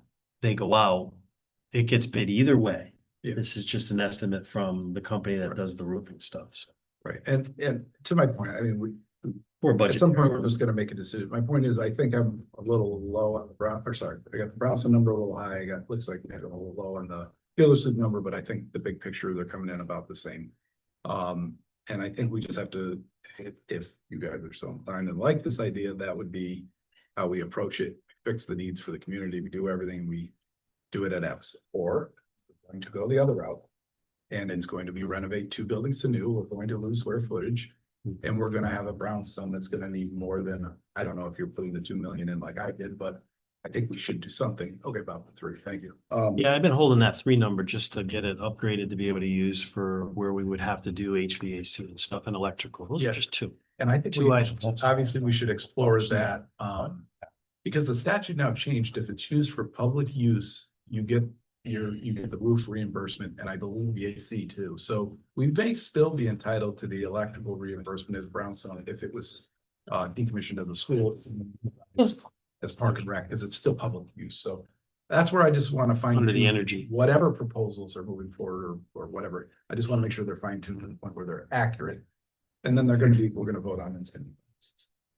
So I looked at a bunch of grants, not only for this type of stuff, but I looked at separate grants for even the brownstone, and we were denied energy grants because we're not using their energy. If you want to change that entire school over to an electrical boiler system, oh, we'll give you money. Yeah, but who could? No fossil fuels. Who could afford the electric bill? So Eversource is no fossil fuels. So we'll give you energy upgrades, which would be absolutely electrical grid. Do we get something on the boiler for being more energy efficient, and all that, Bob, or no? No, not from I the didn't- energy grants that are out there, but I'm looking into finding some type of grant. Nothing from the state, that's my point. Well, that's what I'm still looking for. Okay, because I would think we're entitled to something. Well, there was a bill that, I don't know if it got passed, I have to go back and look, but it was an HB bill that was we were up to, I think we were able to get about $80,000 worth of money to help us with anything in relation to our buildings, Well, I still want to give. primarily HVAC. I still want to give you that big raise and start running these projects up, so. All right. And that's the other thing, you're gonna need a big, I don't even know where to start for the GC for And that's my point. So at the end, when I. these type of projects, Yeah, which they do. You're spot on. Bob. So my point do. is, yeah, at the end, maybe maybe the capital improvement that I just presented is 26 million, and maybe everybody has a comfort level making that 30 to the taxpayers, whatever. I'm not gonna sit here, but my point is there are alternatives that aren't going to be 43 million to the taxpayers, give or take on the other end. Those are big numbers. And keep in mind, the other thing we didn't talk about tonight was I did not include the 3 million that I do believe should go to Board of Ed anywhere in the numbers I was discussing tonight. And my point was, so that may be your soft cost or whatever. That was the only reason I didn't throw that in at this point. So depending on which route we go, because I'll give you the examples. The high school was about 14 million in renovation up here as well. So that sounds about right. Our number was about that. Yeah, so, using SLAM's, Fair. using SLAM's numbers, this building would be similar to Gildersleeve. And I get that, yeah, we can take the 3 million and pluck away at it and do all that. It's still the same number at the beginning. So you could easily, put the 3 million towards Gildersleeve, start doing projects there. But my point is, that's why I wanted to take all that out of it. Even though I'm putting on the record now, I do believe that 3 million should stay towards Board of Education over the next 3 years or 2 years. And if you go the capital route, maybe it's only a year actually, so it isn't 3 million anymore. It's down to 1 million or whatever so that was why I didn't put it in any line item on my paper over here, because it could change. If we go the just capital route, it's probably things are gonna happen a little bit quicker. And if we go renovate to new, things are gonna go a lot slower, and the numbers are gonna go up big time every year from here on out until it's finally materialized, so. I still am not following you on how things move a lot faster if it's a capital, if we're We doing go to capital projects. If we go to referendum in November. I know that the Right. initial timeline would, And we get this approved. We are going to make a list of all of the easy things to knock out, like roofs, where literally we're not interrupting anyone. We're getting these done, and we already, whatever, you could probably give me the number, 6 to 8 million, whatever we have. We're gonna knock them out. And we're gonna move on to the next. You could be doing them as soon as we have the funding, so they're different I animals. don't know that we could though. I Yes. mean, I think we're still talking about needing to move kids around as soon as we start those big construction projects. You're not replacing roofs while kids are in the building. No, they definitely have to be a son. Oh, so some of that. You're not doing That makes sense. 100%. Yeah, I mean, Gildersleeve is gonna probably be one that you're gonna have to close it and work on it for 12 months to get the exterior parking lot work done, the roof and the HVAC, and then some of the other projects will continue after you occupy it again. But that's one that's gonna need probably not to be occupied for 12 to 14 months. I would agree with that. Just because of what we need to do outside with just the civil side of it, Yeah. with the drainage and everything to get that thing. Would that lined not up. also be the case at Brownstone? No, it's the drainage is much less. It's the drainage is there, even though it's inadequate, it's still there. Oh, that's probably summer. See, Brownstone, you're taking out of the equation. It's the interior to figure out how we would do HVAC in there. Either it would be a ductless system or duct, and then you're not really doing too much on the roofs. You got some flat areas there. You're just hoping that the slate is gonna last and be repaired unless you're gonna replace it, but I'm assuming it's staying on. So the outdoor civil side of that, if you can get it scheduled, it'd be tight, but you might be able to do it in 3 months. Depending on what configuration change. The thing is, there's not much area down there to do it. So whatever you're doing is kind of condensed into that. Little bit of land that's grass versus pavement, and then just tying into an existing system that would be approved by the state. I see Gildersleeve as a much bigger mess. I agree with Bob. And then I just don't know. Okay, and can I ask a follow-up question Yeah. to your question, to your point about trying to do all these projects in the span? Emptying Gildersleeve, doing the projects in the span of 1 year. Don't we then trip the 50% threshold where we're doing more than 50% of the, more than 50% is construction? If you're doing all the things in 1 year, isn't that why Mike Serrano explained that capital improvement projects are dragged out over the course of 5 to 10 years? Because otherwise you're having to deal with all the building code issues. Yeah, so there's a lot to look at there. We try to put contingency in there for that. You could get forced depending on what needs to be done, not only in the construction side for the new building code, But you also have to look at the new fire codes and stuff that are coming out. So we could get Mhm. pushed into a situation where we're renovating to a certain percentage where we might get pushed into the new. As far as I know, every code that I just learned about in the past year, we meet all the criterias for sprinkling Sprinkler the system. building once you touch it. Now, with that said, there are some leniencies there. But when you start getting up into the 40s, 50%, you're probably gonna lose those. We are governed, fire code is based on existing square footage, which is 12,000. Mhm. You're above that, you need it, and occupancy, which we're over, Mhm. both of them. So there's only 3 categories there. So you're already losing on that side. And I talked to both Fryer, I talked to Slam, I've talked to the state. So really, they won't even comment until you give the design, but they said, look at the code. And that'll give you an idea where you're gonna go. So for both Valley View and Gildersleeve, we already have a system at the biz. Mhm. Probably needs to be updated and black pipe and things like that. But for Gildersleeve and Valley View, they don't have a system. So both of those systems will not only need to be, water will need to be brought in to those buildings separately, which you can, and you're talking 800 feet of main, and then an entire system will have to be built. With all the required sprinkler heads to occupy all the spaces that need to be covered. So that's a big job. But that is included in Millions. renovated new. No, What do you It's mean not. it's not included in, I I mean, don't believe that they put a number in for suppression. They may have used an estimate, but I've never asked them that. That was that one line. Renovate to new or improvements that we were like, Cause where are we gonna be? he mentioned about $1 million, and that's gonna be, Yep. just for the record, I believe that'll be the, whatever that number is gonna be, regardless, you gotta do it. We're he said we renovating. would have to do it, so I'm Yeah. assuming that I'm consideration assuming- is taken in. So $1 million for the building. Yeah. My concern is to get there. At 300 and whatever it is, a foot for pipe coming off of. I mean, we can do it. Plus, the other thing is we'll go down both sides with flow. We'll got much flow at Gildersleeve and we got enough here with the tanks to. And now that we're talking about sprinkler, I believe we'll be under the capacity if we use Valley View in the future for Park and Rec to not have to sprinkler. Different. Right, different, Different. the occupancy load. So I think we could could still utilize that building for Park and Rec or for whatever. The educational codes has its own book. So we don't know that even in this document that we have an accurate number. Because of that. Which one? No, no. Carl. I added it in mine of $1 million. You There's add a line to item. the strategic, I'm sorry, Yeah. to the Yep. capital improvements list. I don't know if Fryer Put it in. in his estimates put anything in there related to suppression. You think that How maybe, about, can't- I'm and not gonna and not speak even for in him. renovated as new, Bob, or no? That's what I don't know.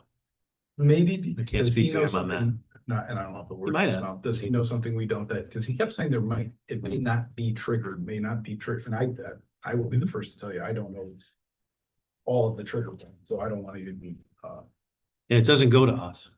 right, So that's state fire marshal. right. Based So- on the prints for, But maybe he had a Certification of knowing he had a duties. way around it or something. I don't want Yeah. to, so maybe that's another question, Carl, that just to fine tune the plan, because you guys are gonna be presenting that. I think let's just get it right, whatever it is, we don't want problems to Laurel. Right. Ben's number might get a hair lower, whatever, very well said. But I also want to make sure you're not missing square footage and you've got your full package. The last thing we want to present is something that's not going to function, whatever it is to the taxpayer. So I just want to make sure and I think everybody's done a great job. So yeah, it's gotta be in there for us because we know that there's a potential. So if there's a potential that we get coded into it, you gotta put an estimate in there. And you know what, there may be a value to just putting it in, maybe we save on insurance, maybe, Huge say we get 50% reimbursement off it, so it's not so bad, now it's 500, but we save 10 grand a year in insurance, whatever. So we may want it, even if it doesn't trigger, that's all. On the renovate to. Brownstone, we have money in there for black pipe and stuff like that to upgrade the existing system. I thought you were a little heavy on that, but I gotta go with what Bob says, 'cause it's pretty right on. all this. Yeah. Yeah, see the pipe that came out of the auditorium. Well, you have inside information. I mean, look what's going on at the town hall right now. Multiple leaks in the attic. I know. It's just the way the atmosphere is. You think with the water? Actually, No, it's air, we don't need to solve those issues right now. Just say this. but that's black pipe, so. Last as long as we want it to. So do we need to get more information from Friars on this? Well, that, I mean, if you were to ask him on his, that would be a great question. Hey, did you put a number in for suppression in your renovate to new numbers? If it's covered, because sometimes it's on the template list. That will sacrifice, and then we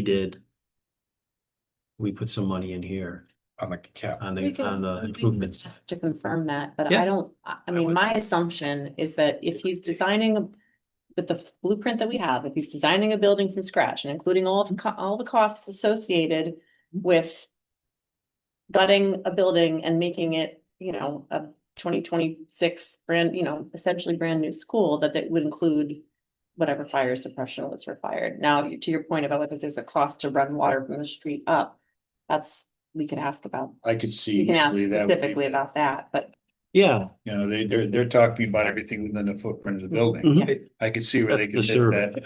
that water line, Right. which is substantial. You just triggered something in my head. I Yes. just want to point out, if you guys choose to go with the Valley View option, the other deficiency I see is bump out the gym, the gym on the other side. Because you're literally gonna add hundreds of thousands of dollars in excavation by bumping out the wrong side into that hill. I'm just, from the logistics, once again, I think you're adding a lot of costs that you don't need to in that gym if you just bumped it to the other side. Maybe, you follow me, Carl? Because they're very tight behind the building, then we're getting into the grade, maybe there's retaining wall, but they're getting rid of your alley, and I think we need that alley for the fire trucks, so my point is if you bumped out the other side of the gym. I There's think probably enough room there to go I- out I- and then do it the basins and everything, if I still remember right out. in the I think back. the 1200 feet kind of fit there. We kind of looked at that. It fits on the flat. It but there's does. No way to drive around it. I just Mm. went out there myself and I could get around it. Carl could get around it if he floored it around the big hill, but. There is a track. My point is, I think you could still achieve what you want by just bumping out the front side, and it didn't really mess with the parking lot. I was just eyeing it up. I'm just trying to help. So they will take our largest fire truck in this town. And they will put it into a program and they will drive it around the blueprint. And if it hits anything, it's a denial.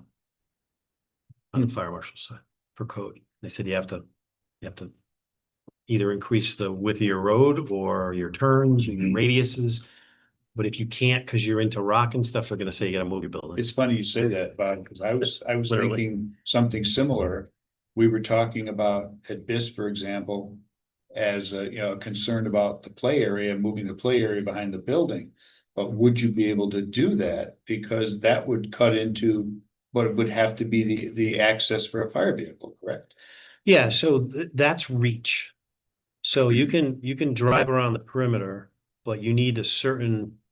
You need a certain amount of sides of a building that's occupied to make rescue. So it could be 2 to 3 depending on the side. Your perimeter going around is basically so you can park and pump. Yeah. But you also have height. So we only have a 75 footer. So as you move your truck away from the collapse zone, You need you lose your distance height. Thank God we have Middletown, but we're at that. We look at Brainerd Place every day and I think you saw in the future but suppression kind of takes a lot of that away. Agreed, and I It think, does. I think we should, and that's. If you don't have it, then they tighten it up and say, hey, you might be picking people out of windows and stuff because there's no sprinkler system there. So For high rises, but flat stuff, not so much. I do believe you should. My fear on any project like this, Brett, you've been asking a lot of questions like going this way. I don't want things to drive it up, whatever, you guys vote that way, that's, good for you. I just don't want to see the soft costs get eaten up because somebody put a building right against the hill, where we all know you still need a driveway around it. Now we're talking 500,000 to bump that hill back and put in a retaining wall and blah, blah, blah, and blast and, it's all achievable, it's all doable, but at a cost. I'm trying to I just want to put all these things. So there are no surprises. We're gonna have surprises in the future as a town, all across the board. That's coming no matter what. I want to make sure we don't have surprises on that project. I think that could be potentially one of them. I just want to make sure. Let's eliminate any potential surprises early on, and it just makes it easier because. And I'm not saying they're doing this, but it might be in their best interest to not have the water main in. Might be in their, put the building against the hill and things that could end up costing the taxpayers millions later. I want to eliminate all that. That's what I like doing that up front. So that's all. And maybe they already did a great job and maybe they're gonna show us it works fine, so. Just. But I want to make, those are the little details that. When you do, these are big projects, no matter what they are, renovate or renovate to do. These are big for the town. Long overdue for the record. So we gotta get it right. We can't have either one of these. If Ben had the votes and you guys love this idea, which the votes are there, but we don't want that to get messed up. Same with if the votes were there for the renovate to new and renovate up here at the high school, we have to get it right. I want to make sure it's the last thing we want to do is get either one of them. Nobody, so that's. Chris, you've been real talkative, guy. I mean, Not right now, no. Okay. See what happens in the rest of the meeting. What do you got, Brett? Come on, I know you got something. Nothing, I struggle with the idea, you said something, I wrote it down, you said anything can be fixed if we want it to be fixed, which I agree with. But then you said other projects can be addressed in the future, whenever we don't do this. Which by the way, nothing you say I disagree with. I actually, and all the concerns you have, I have also. But that part, I wrote that down because with this town, I sort of have this thing in the I'm a pastor also. I'm a teacher, but I'm also a pastor. And in the church, I have this thing when I think about ministry that past actions dictate future behavior. And one of the reasons I struggle with the renovate to nice, I like the slogans. This town's really good at slogans, is this idea of if we don't fix it right now, we had talked about at the beginning, we were going to hopefully get whatever buildings we were fixing done for 20 years. And now it feels like these costs are so shockingly high, and I agree, I agree with everything you're saying. Like every time I see the numbers, they're just higher and higher and higher.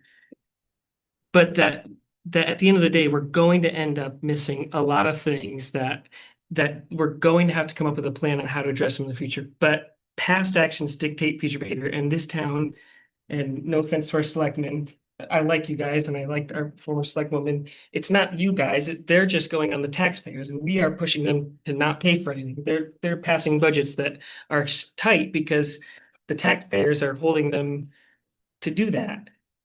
We don't want them to have passed things that have maintenance budgets because we won't let them pass maintenance budgets. And I just worry, who is going to follow up on, are we going to end up in the same spot? Who's going to follow up on these items that are not done? Are we going to end up in the same spot but in 5 years, are we going to end up in another major issue because we're not putting enough money in capital improvements or maintenance budgets? And I know, Ben, you kept saying, we need to have, your big thing is we need to put money in, but who's going to ensure that the budget's going to include that? How do we ensure that? We can't, you can't. I know you've been pushing that and I agree with you, but he's constricted by the voters.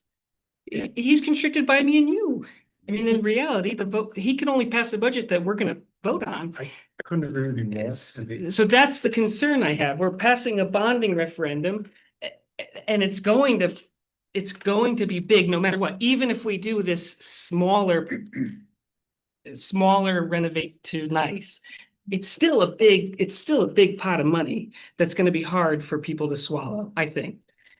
So that's the only thing I have a trouble wrapping my mind around, like to not just have it done, to not just be done, like get these schools done. That's what I struggle with. So, and thank you so much for bringing my renovate tonight's phrase back up. I used it in this meeting, but thank you again. But one more food for thought, and I love your phrase, past actions dictate future behavior. And it's so true. And if you take a step back and realize we're about to take on, if we get all the reimbursement back on the renovation, somewhere in the whatever, 45 million scenario under the 2 renovate to new scenarios and fix up at the high school, you could be, I'd like to use somewhere in that ballpark, 45 million. You go into the other one and my numbers, and they both can be wrong a little bit, just so we're clear. And mine gets you down to closer to 26. My point is the difference there, the VIG, is 18 million. And if you want to break the cycle, we finally have money to put, because regardless of whatever we do, these numbers, we're doing a great job for the taxpayers. We are fixing the schools. They look great. There's still going to be things that break every day. Ask Bob. I don't care if the school's 1 day old or 20 years old, and we don't have the money left over because we bond to the gills. And the 45 million, give or take, I believe is bonded to the gills.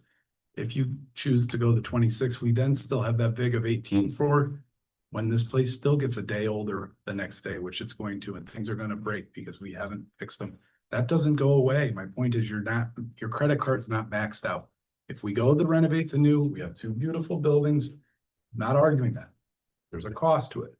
And that we're gonna get tight on whenever the other things come up. That's all. So, but thank you again. I really like how you reflect about it.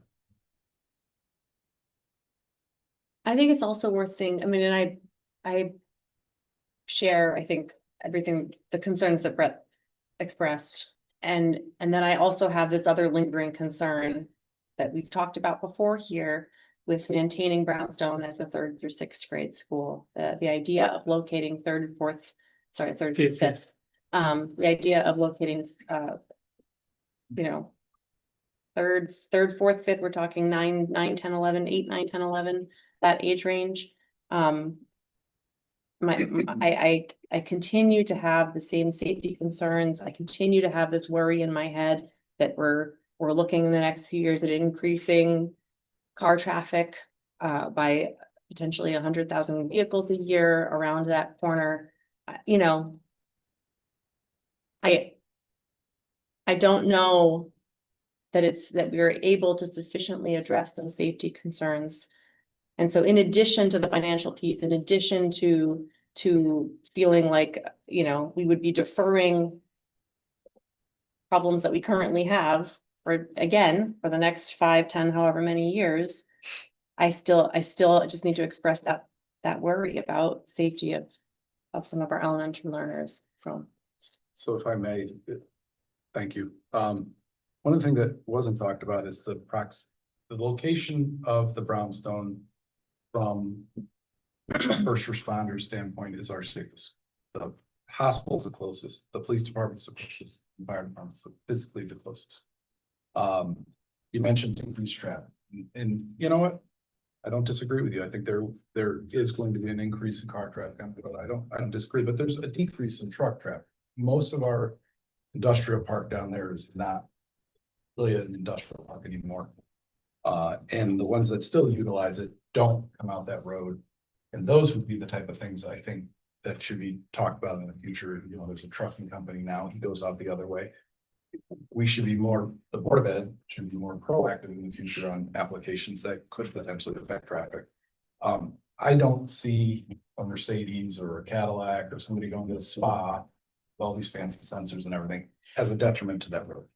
The trucks did concern me. That's decreased. The amount of commercial uses down there have decreased. We've now bought the tank farm, we're renovating it. So I agree with you, we should be concerned and we need to look at it. And that's why I want the $1.5 million in the parking lot renovation and moving everything and making it literally our flattest and safest school. That is what we could achieve, no problem. Back to like what I was saying, Brett, you can do anything you want. You can get there. It's our most walkable. There's so many pros. It's a stunning building. I mean, you can go up. So, but safety, I think, no issue. And it surprises me. And I'll never forget, Brett, you were one of the ones early on that said, I don't want my child, I can't remember if it was a boy or girl, going to that school, yet had the mega school class passed at the time, I quickly checked the numbers. Your child would have been in that building during the reconfiguration, and it just, so. Right, but there's such a big difference between temporarily locating kids in the Second, building not for for that 2 child, years. there's no difference. For that child, it just happened to be the only years they're gonna be in that building. In the next Yeah, one, I it mean, my doesn't kid's change. impacted by that too. My kids the same age as his Yeah. would be impacted by that too. I'm saying none of it, I don't think any of us are here thinking about impact to our own specific children. I think we're trying to think big picture. Long-term, relocating kids for a 2-year window with the intention of getting them to a different place is very different than saying forever and ever now, we're gonna locate this age group in that building on Main Street. And I hear what you're saying, you know, and I'm telling you that that remains a safety concern for me. And I've heard it voiced by our teachers over and over and over again, and Jen can speak to that too, probably better When than I they can. came, they came and Right. told us. Yeah, and keep in mind, the medical proposal was physically closer to the street on Hodge Street, which is only a 2-lane road. Well, it was crossing the street to the Right, fields too. which the kids have to do that on High also. Main Street is much, much safer. There's, nobody's shown, I know we bring up the safety, nobody's brought up a report ever saying that it's not safe to have 3rd grade on Main Street. That's not a thing. It could be a personal thing. It could be in our heads, but it's not a thing. There are many schools that are closer to streets in every I other think the town. problem is that they're crossing a street to go to the field, they're crossing a parking lot to get to the cage. And those are all things that I worry about as a professional. Yep. And as both my kids are at biz right now, like, Yep. I don't like that they have to go, even though they're, 10 and 12 years old, I don't like that they have to cross something every single day. Hopefully, Mr. Fox is right there every single day when they're crossing, but that one day when somebody's going like a bat out of hell, like, that scares me, And to your even point, with Valley- older children. Yeah, to your point, Valley View's the same way. You have to No. cross the parking lot to get to the fields. No, you do That- not. How do you get to the fields? The kids don't go to the fields. They are back in the back. They don't. They're in go- the back, so They they go out the They back go- door they of the go- gym and they go down. So then maybe the 3rd graders you're saying don't need to utilize, you still to utilize, you're saying they never utilize those fields. Every school. No, they do sometimes, but they That go would out, Rarely. it was working outside of them. They would come out through the gym because they were in gym class or whatever. So this. And then they go close. down the hill. This is the example where we could pick apart every one of our facilities for ADA and for pass for children. And I agree with you 100% that we could do better with the cage. And I'm starting to like that name, by the way. And maybe we put a new cage around the playground closer to the building and call it the cage. But we can we can eliminate one of the 2 issues right off the bat. And I think you look at, these kids are walking, we literally walk them from Gildersleeve to Brownstone now, down Main Street, we cross street.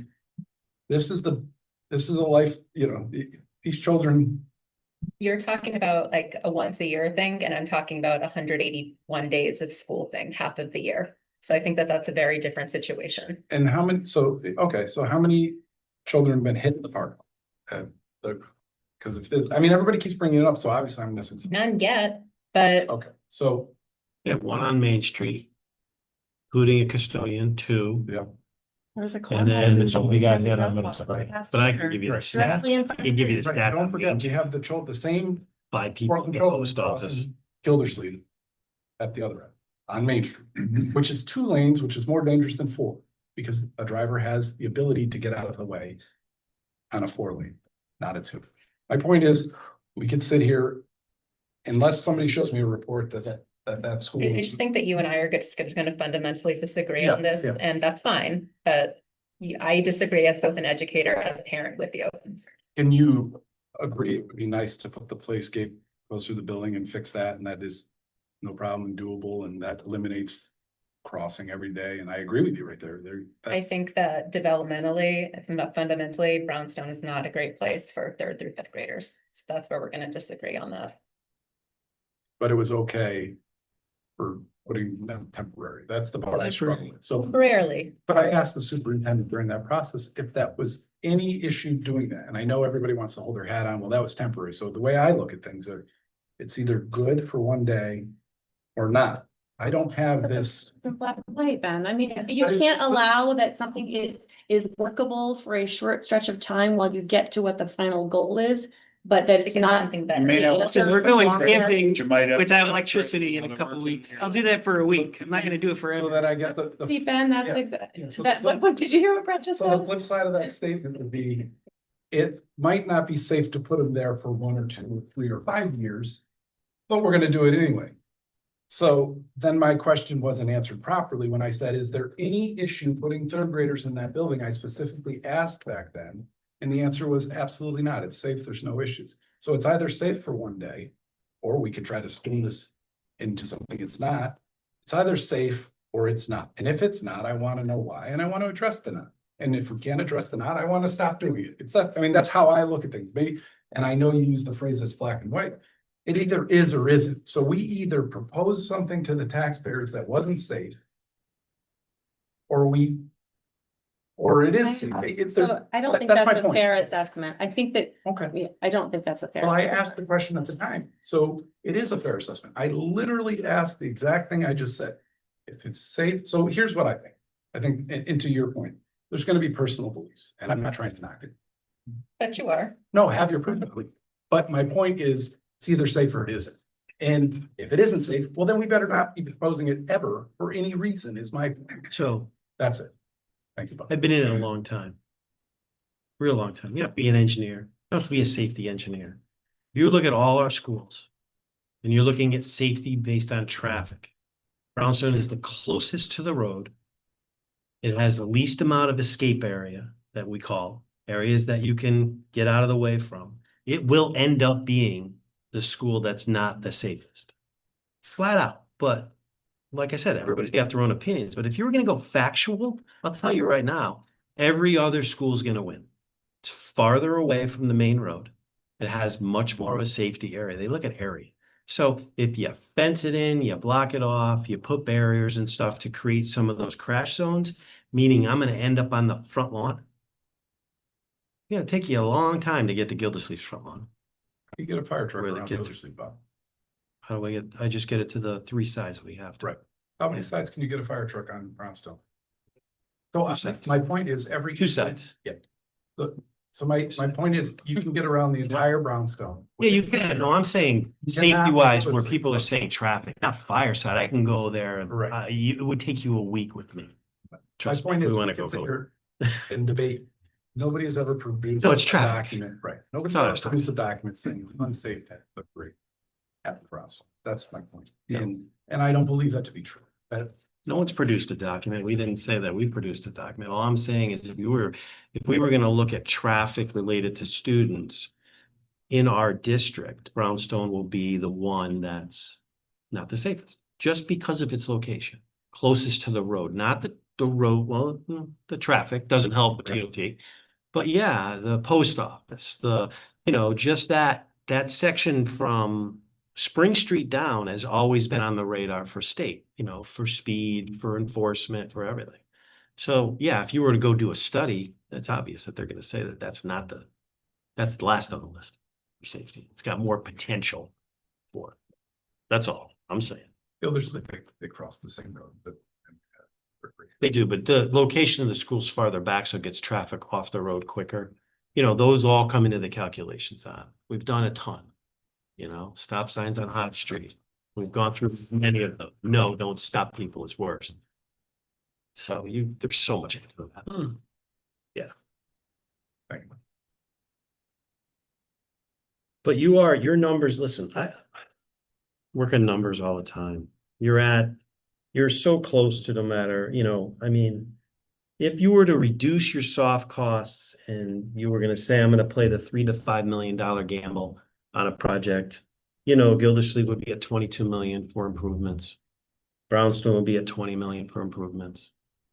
That's with some escalation in there, reduction in soft costs, maybe a little less on. So those are the kind of numbers to play with.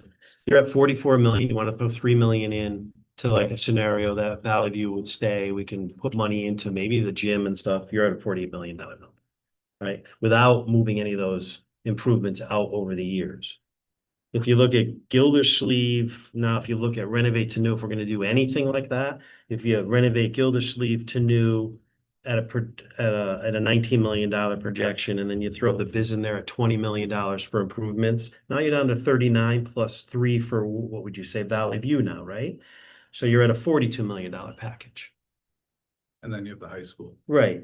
You gotta add the high school in, whatever that number is. If it's 8 million, if it's 6 million, if it's 5, whatever it is. We looked at 14 up to $18 million worth of stuff. We agree to disagree with 8 million. I think a lot can be done with $8 million to get started. I really do. I still think that's a great number. New Valley View, 20 million with an improvement on the biz is 20 million. You're at 40 million, another 3 for Gildersleeve, where you might get a better gymnasium out of it to keep that for the town. You're so, the biggest number is Gildersleeve biz, because that's going to force you up to about 48, but you're around 43, 44 with the other scenarios, however you do those. But the key to that is, do we trust that? Are we going to be $3 to $5 million short? It's all going to be based on the bids and how they come in. Do we have some potential in savings? I think we do. Did I take some of those soft costs out of there? I did, about 3 million. But boy, I'll tell you what, if I was doing it personally, I wouldn't, because I know how it is. You bond once. You hope the bids come in where you can do more. If you don't, and you get it in a bad time of year and everybody's busy and they're bidding high, you lose And that applies to renovate to new, right? Is that what you're saying? everything, Right, yes, so we're on the same page. everything. This- So the contingency's kind of in the renovate to new. I haven't played with that, but I'm playing with soft costs and escalation and stuff on our old numbers. So that's kind of, you're very close to those numbers. It's, you have to decide what you're going to do. And then I have no idea how that design work, how those projects would have to be broken up, if they can be done under, I know that improvements can be done over a 14-month period.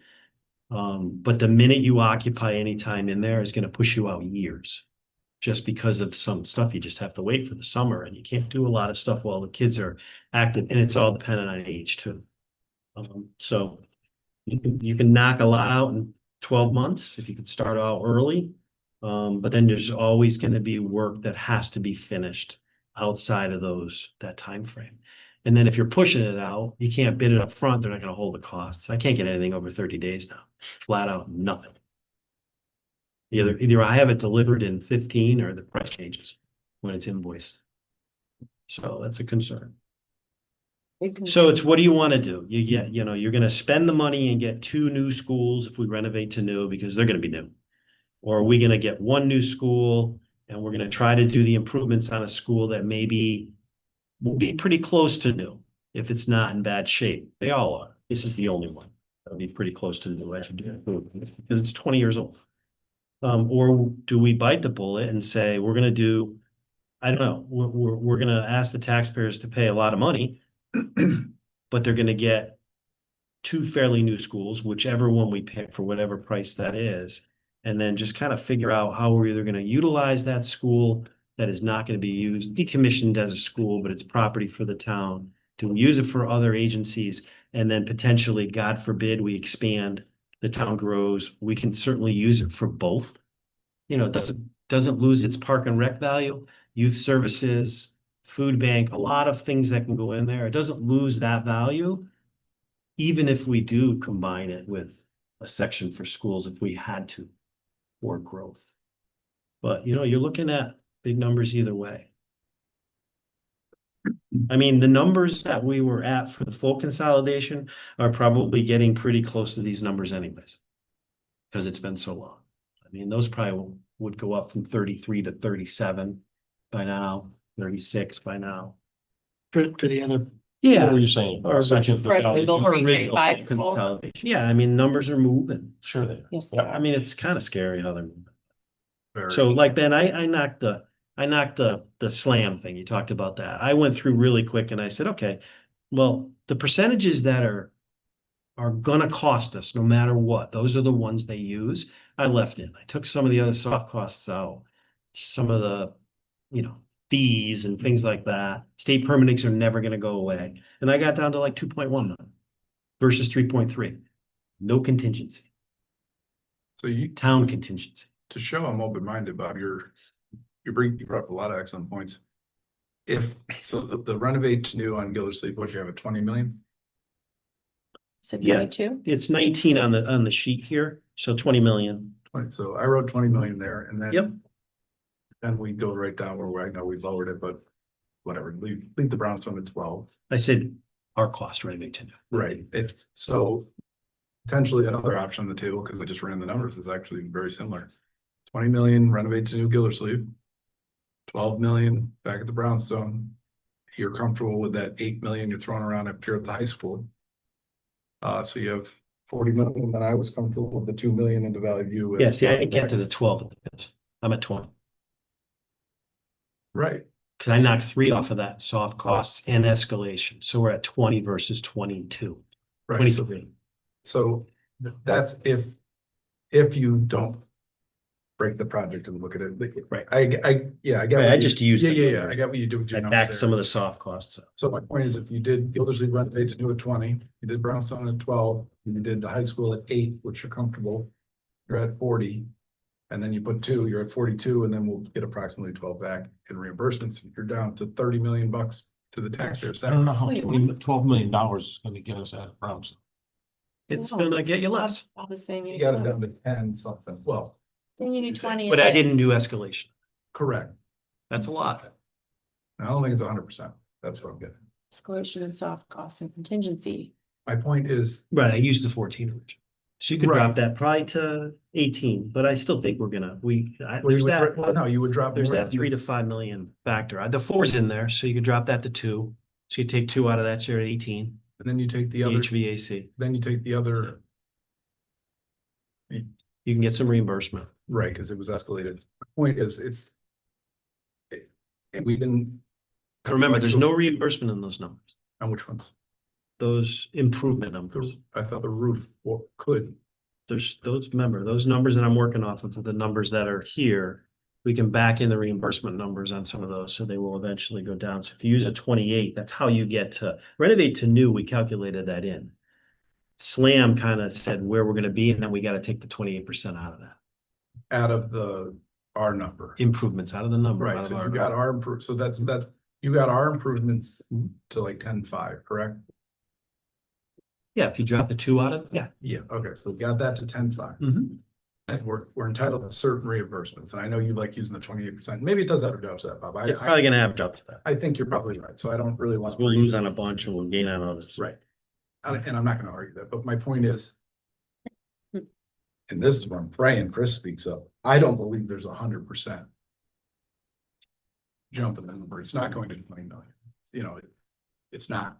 And depending on how we tackle this animal, once again, It goes to about 18, 17.5. yeah, and I have it in at 12. When is, 12 with nothing. well, you were at 10.5.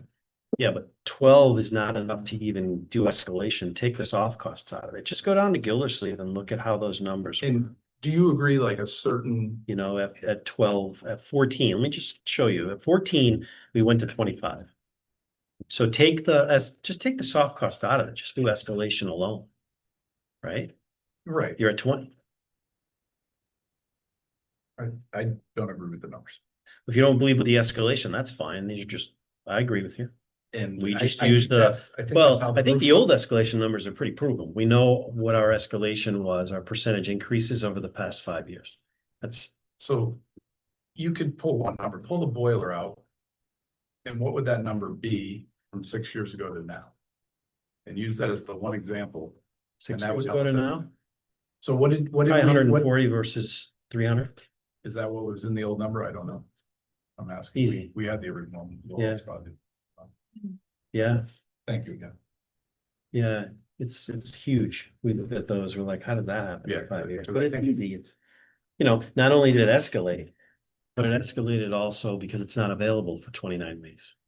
So they put that money on it because it's gonna take them that long to build and deliver it. Not that the roof was big, but I'd be curious, like their square foot price originally in the fryer, 48, sorry, not fryer. 50, we hope to get it for 40. No, I was referring to the original sightlines report. I'm curious what they use for square foot. I mean, maybe at least 20, Bob. I don't know. This is where I can get educated and we can see how That was before COVID too. Well, COVID just I think started. there is some No, no, square Mike, footage price. Now, no, it's somewhere in the 40s. I think it's in there, Ben. If you look at it, you gotta expand that G column to see what they kind of used for roof and square footage. The square footages were pretty good. Not bad. They used some bad prints that were offered, like we saw from the building department. Trying to find the Some page. old prints that didn't have the right. It's not there. He's gotta open See it up. here, facing units, so it's not there for roofing. I mean, it's not in the printed version. You have to. No. Have you moved on or do you want? I tried, so I didn't have to print a ticket. See if I can find what they Originally, use at for Gildersleeve, they said you could do 2 boilers for 126,000. I would imagine it's, Gildersleeve's not steam though. I don't know. Yeah, it is. Oh, is it? So we did 2 at Valley View for Wish- 86,000. Right. Back in the But we're doing 2 at Right. Biz for 288 and they quoted 126 for 2. That's. So we did kind of so- look at so that. That doesn't. No, it doesn't, but that's, No. so we're talking escalation, we take reimbursement off of that. Right. And we take grants off of that, but when I look at escalation on, So they're like. we can't look at any of that. We needed to raise the prices of the toilet from when they said it was 5 years ago to what it's gonna be today. And that's where we use those percentages, compounding interest. That's what kills you. It's not just, hey, we're gonna add 7%. Yeah. You're gonna add it over 7 years. I mean, just throw it on a calculator. And that's how it builds on itself, it multiplies each year. So we get there. Compounding interest is killing us on those numbers. The one thing that hasn't changed much, the toilet. How Right. That price works. The labor can get, better. Well, it's expensive, trust me, I buy them often. We break them. So. that's So we all I got, we have. got 2 different Yeah. thoughts here. We've got the renovate is new. Pretty much with Gildersleeve and Valley View. And throwing figure 8 million. Am I correct in saying that at the high school? Yeah, that would be Plus the overheads. what we would Plus what? need. The overhead savings. If we can get overhead savings while we're doing Right. projects, it could throw another 3 on that, which is huge. It kind of gets us what we need. So we could be at We 8 could- million if we could do that. With the savings, just so I'm clear, with the. Consolidation savings as well as so you want to take the money that's available from the old bond that's sitting in capital, which is great, Yeah, the three. and add the until we need it for the new bond. I just want to make sure that we're on the same page. The Yep. 3 million would help us get to the 8, Yes, just so. or the 3 million will help us get to the 11, Maybe 12, or on 14. top of the, Well, either way, That's what I mean, the 3. either way, million would get the us 3 is down good to in either scenario. Absolutely. Or it's still the It has to same be amount of money. Right. Absolutely, that should be, that, I think we can probably all unanimously Get this agree. entire- That Three that should be goes part to- of our recommendation to the Board of They're Selectmen, both that funding. If you start look to at figure away at the high 35, school. Chris. So, So for Square- example, we could Square footage. the work off. Right here. agreed, we got the money. there. Right. But Yeah. My point is, when we do the numbers right now, I would say just don't put the 3 in either scenario. No. When I that's a- proposed, or No. the Bob, I agree with you, it does need to get used sooner than later. Just so we're clear, I'm not trying to stop that money, I believe it's a taxpayer that needs to go where it needs to go now. So does anybody would want to make a motion as to what they would like to see done? Before that, so for renovate is new, Valley View, Gildersleeve, and then 8 million for the high school, we're looking at about 47 million, right? And that's without any cost for decommissioning biz or upgrade biz that's gonna be on the town. About 47. And that's without any bond costs, so. you know, almost double it. Mhm. That's what the taxpayer is gonna have to pay with interest. So you're gonna be presenting to them close to $90 million. Is what's gonna have to be spent on that scenario. And, There's only a couple million difference in all the other ones. and I. Well, for the just record- looking at what Ben was going through, I mean, looking at your numbers with 28% reimbursement, let's say it's $50 million for Ben, right? Which is 20, 8 and 2, you're at 50. Yep. So you're looking at 36 million. No, Call it 70 million with interest. So I mean, it does add up. It's a $20 million difference to the taxpayers over the life of the bond, let's assume it's at $20 million a year. I think they want If it's 30 years, I disagree. Nobody wants a 30, nobody wants a 30, but I suspect by the time the town finance folks sit down and look at these numbers, they're gonna come back and say, the only way to do this is a 30-year. And then you refinance when rates come down. That's likely what they're gonna say to us, because that's what they said a couple of years ago.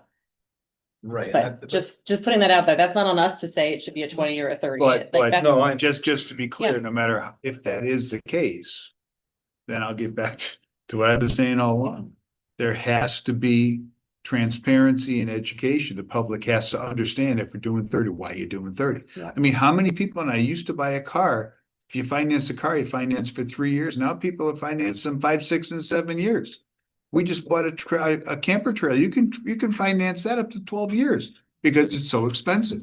People don't pay for it for 12 years, but that's the case. I just think we need to, whatever happens here, we need to be ready. And I kudos to Ben for all the questions he's asking, because, whichever way we decide to go, we need to have every piece of information available to answer any question that's provided to us. But I think we have to make sure if we're going 30 and that's the only way we can do it, we have to explain. And I mean, unfortunately, that's life these days. But that's on the Board of Selectmen too. Correct. Yeah. That's not on us. Yeah, Right. correct. No, but I mean, I'm on the Board of Selectmen, but this group has to sell it to the Board of Selectmen. Yeah. And the only other. Do we have to give one recommendation, or could we give it to them? Here's 2 scenarios that we came up with. I mean, the last time the committee presented something that was just discarded. I mean, they were going with the 2-school option, and the Board of Selectmen said, no. it's too Not this expensive." guy. Someone did. I didn't. But, we were doing a lot of work here, and it really goes back to the Board of Selectmen. Yeah. You're the only one here. Yeah. Which I mean, can't believe. Let me just throw in, I'm listening to everybody here. I'm just gonna throw my other possible scenario out there. And Ben, you've spoken a lot about future growth and the fact that we wouldn't be able to do that. And we'd have to build on. And my staff used to tell me I always take the 12,000-foot view, and I do. I try to look at all scenarios. I try to look at the big picture, the whole battlefield, not just the skirmish that's going on. There's a lot here. There's multiple buildings. There are issues concerned about safety and other things. There are concerns about historic buildings. There are concerns about buildings that you close. What are you going to do with them? I've worked around it, but quite a number of weeks ago, I offered up the possibility of the building that we give back to town being BIS. And quite honestly, I'm leaning more and more in that direction, only because of the buildings that we have. That building offers us so many potential opportunities. If we need growth potential, which I know we do, the police department is tight. There's any number of things that can go into that building.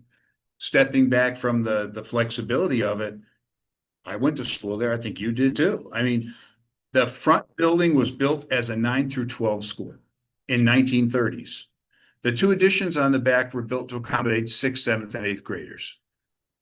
The two elementary schools we have in Valley View and Gildersleeve were built to accommodate the age group we're talking about. With regard to, we're talking a lot about pre-K and potential future growth. There's nothing saying pre-K is a unique animal. I'm not an educator at all, but I think you're dealing with a whole different age level. You're dealing with a lot of work that may potentially happen within the classroom. In my mind, there's a lot you could do with this, including taking that L-shaped addition on the back, 1st and 2nd floor, and leasing it out. But what that lease does is it gains you revenue now. It gives you space for your transition, but it also gives you an opportunity at some point in the future, if you need more space, take it back. There's so many possibilities down there. And we would then hang on to the auditorium. We'd hold on to the gymnasium. We would have expandable capabilities. It always makes perfect sense to me to take the food pantry that we have that is in an environment that is flooded a couple times if that food pantry went in one of the classrooms in the first floor of that building with social services right next to it in the other, it just lends itself to that environment. Park and Rec were in there with a gymnasium and an auditorium. It lends itself to that environment. I think there's so much flexibility offered there with solar on the roof. I know the roof needs to be done, but it's probably the newest of the roofs that we have. 2 new furnaces going in, the windows have been replaced. I just think, and when we're listening about the conversation about the safety issue, I don't agree necessarily. I know everybody has their opinions. I'm not so concerned about the safety. Parochial school, how many of us went by St. John's School over the years and watching kids playing in a cage right on the bridge? That, not to say that it's right, but the 2 schools, Valley View and Gildersleeve, in terms of reimbursement, make the most sense. In terms of being built for the age group we're talking about, make the most sense.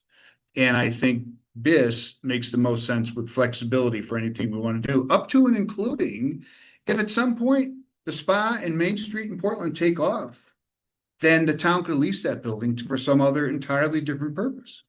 But, you know, I'm throwing that out there because I want to make sure that that possibility isn't not talked about and kind of swept off the table.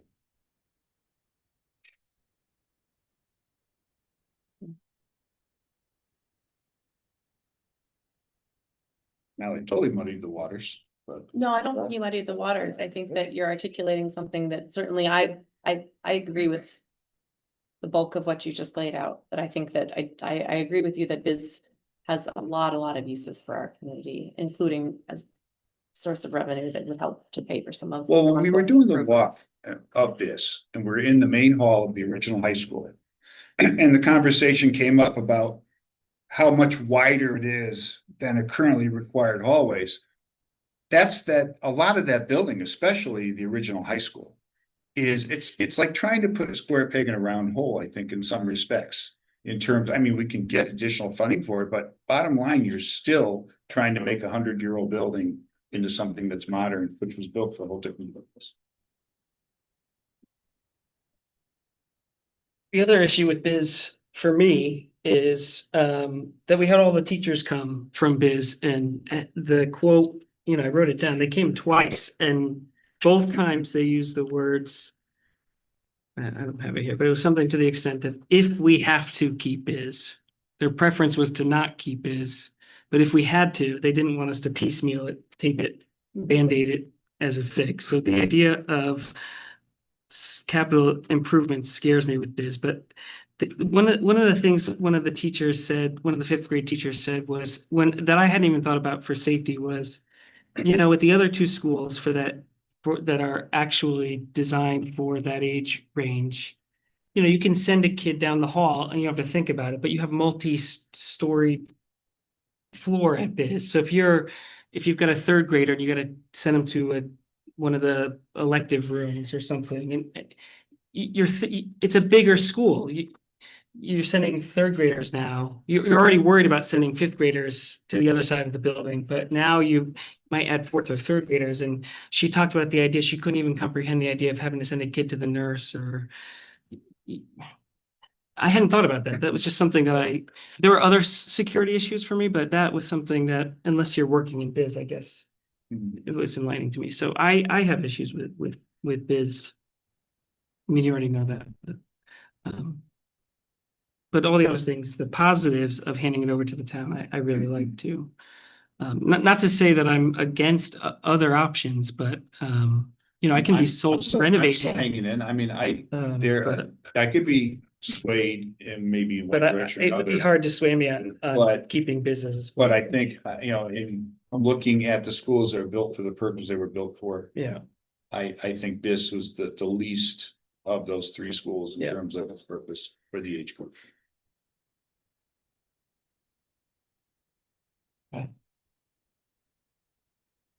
I would like to make a motion. I would like to make a motion that we recommend that 6th grade be moved, which I think is kind of the consensus here. And I think it is with the staff in the district. move them to the Portland Middle School at, I'm not saying for September, whenever the administration works that out. This is just a recommendation or a motion. The second one would be to decommission Brownstone as an active school facility, like I sent to you in your thing. And I agree, John, with what you're saying. When we propose this, if it's voted on and passed, that these ideas go to the Board of Selectmen and these departments and say, these are ideas for this bill. To recommendation to renovate Gildersleeve for 3 through 5 facility and Valley View for a pre-K through 2 facility, and both of those renovated as new. You put a number with each one of those. Yeah. So we're all on the same page. So you got 19 on Gildersleeve and you got 20 million on No, I need Valley View. the full number, not the reimbursed that we want to get number, I need both. Well, that's our cost. Yes, ours. They're on that. sheet. Gildersleeve renovate to, what Carlson, I'll renovate to new on Gildersleeve is $42 million. Cost to the town is 18,480,000. What was sent to us. Valley View renovate to new, cost is 47 million. Cost to the town, assuming a 56% state reimbursement, is $20,680,000. And then to also include $8 $8 million for capital. for the secondary school for capital, let's call those capital or alteration improvements. So that gets us at a grand total of what? 7 on the town, About 47. 49 on the state. That's what we owe, that's what we would owe, correct? Correct. 47 million? Yeah, well, Well, we have to vote on the. I On think the we're eight. on the full number, so it would be. It is the full 89 plus 8, it would be 90, But 89 plus 8 would be 97. And are we still putting the 3 million at the Brownstone? so you might be able to save that in improvements here on some grant stuff, especially roofs and stuff. We might be able to stay at the same number by putting a few million down at Brownstone. Because remember, we're putting 8 up here. We hope to get some money back on that. On whatever projects we do up here, HVAC and roofs, we know we're gonna save some money on. Well, then no, because we're not, that one's gonna do that. So you got $97 million. We already cut it. So just to be clear, it's $100 million. And we expect, just for transparency, we expect to get, just so we're all on the same page, somebody with a calculator, please.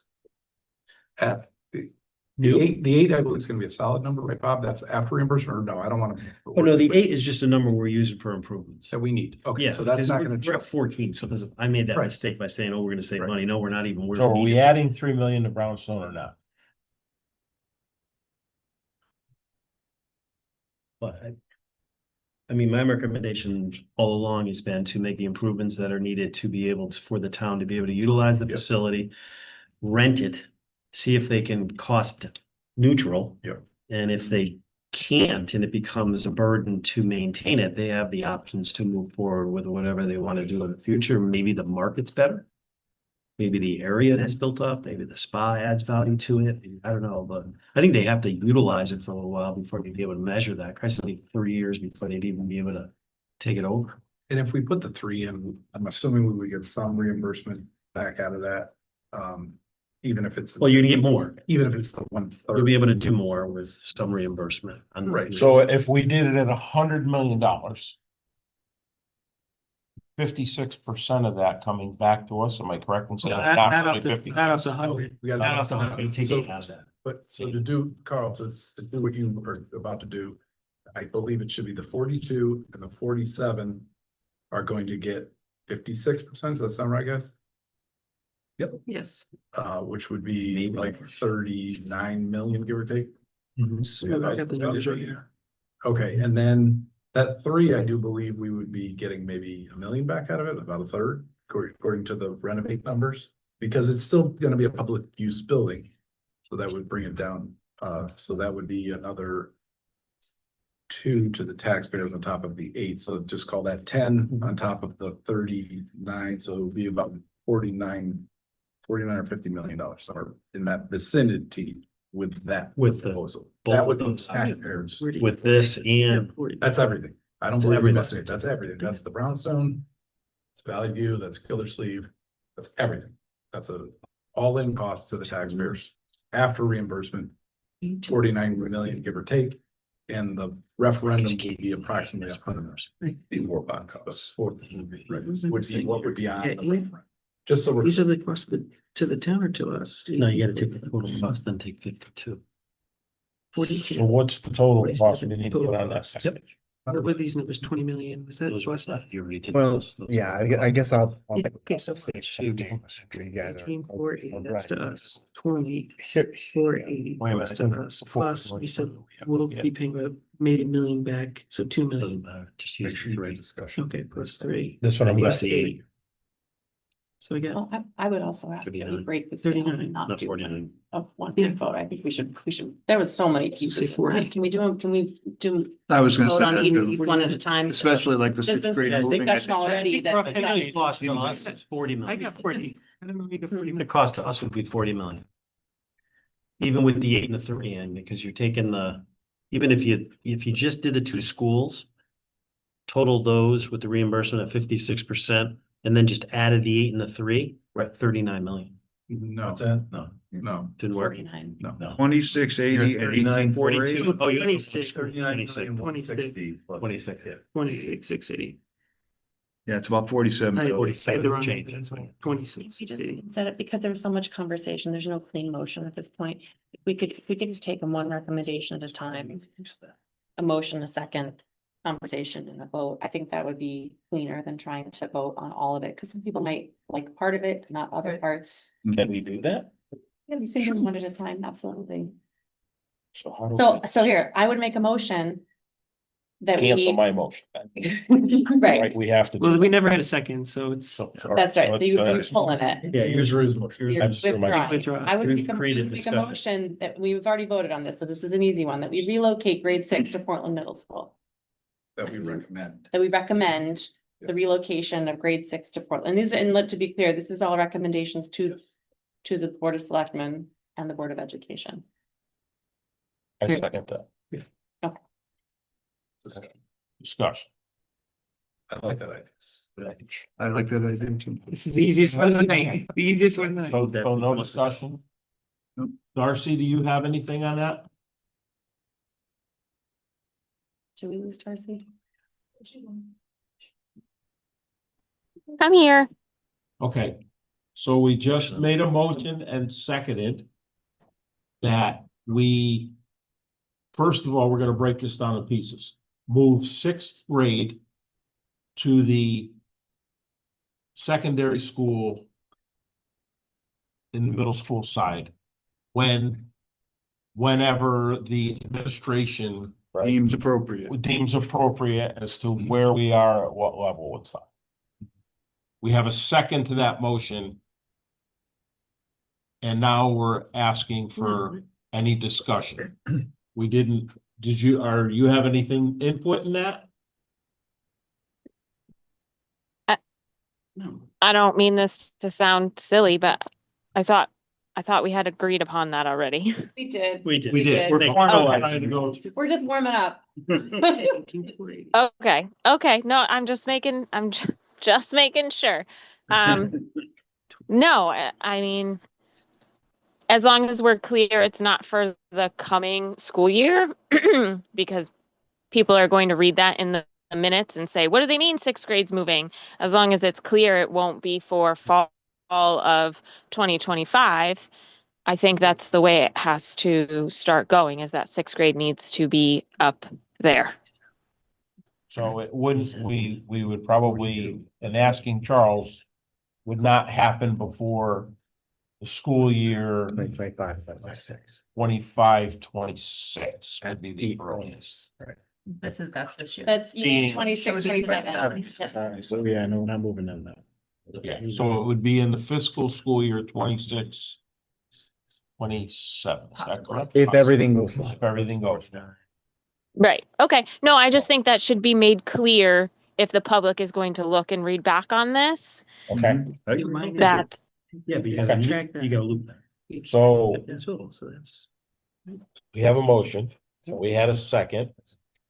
Can we just It was a- read up what the motion that we have on the floor now with the? It was to relook, it was to make the recommendation that the sixth grade be relocated to Portland Middle School. Okay, just that clean. So all those in favor? Aye. Aye. Okay. I I'd like to Okay. make a motion. I'll second. Or have mid-motion. Be careful what you wish for, I might change it.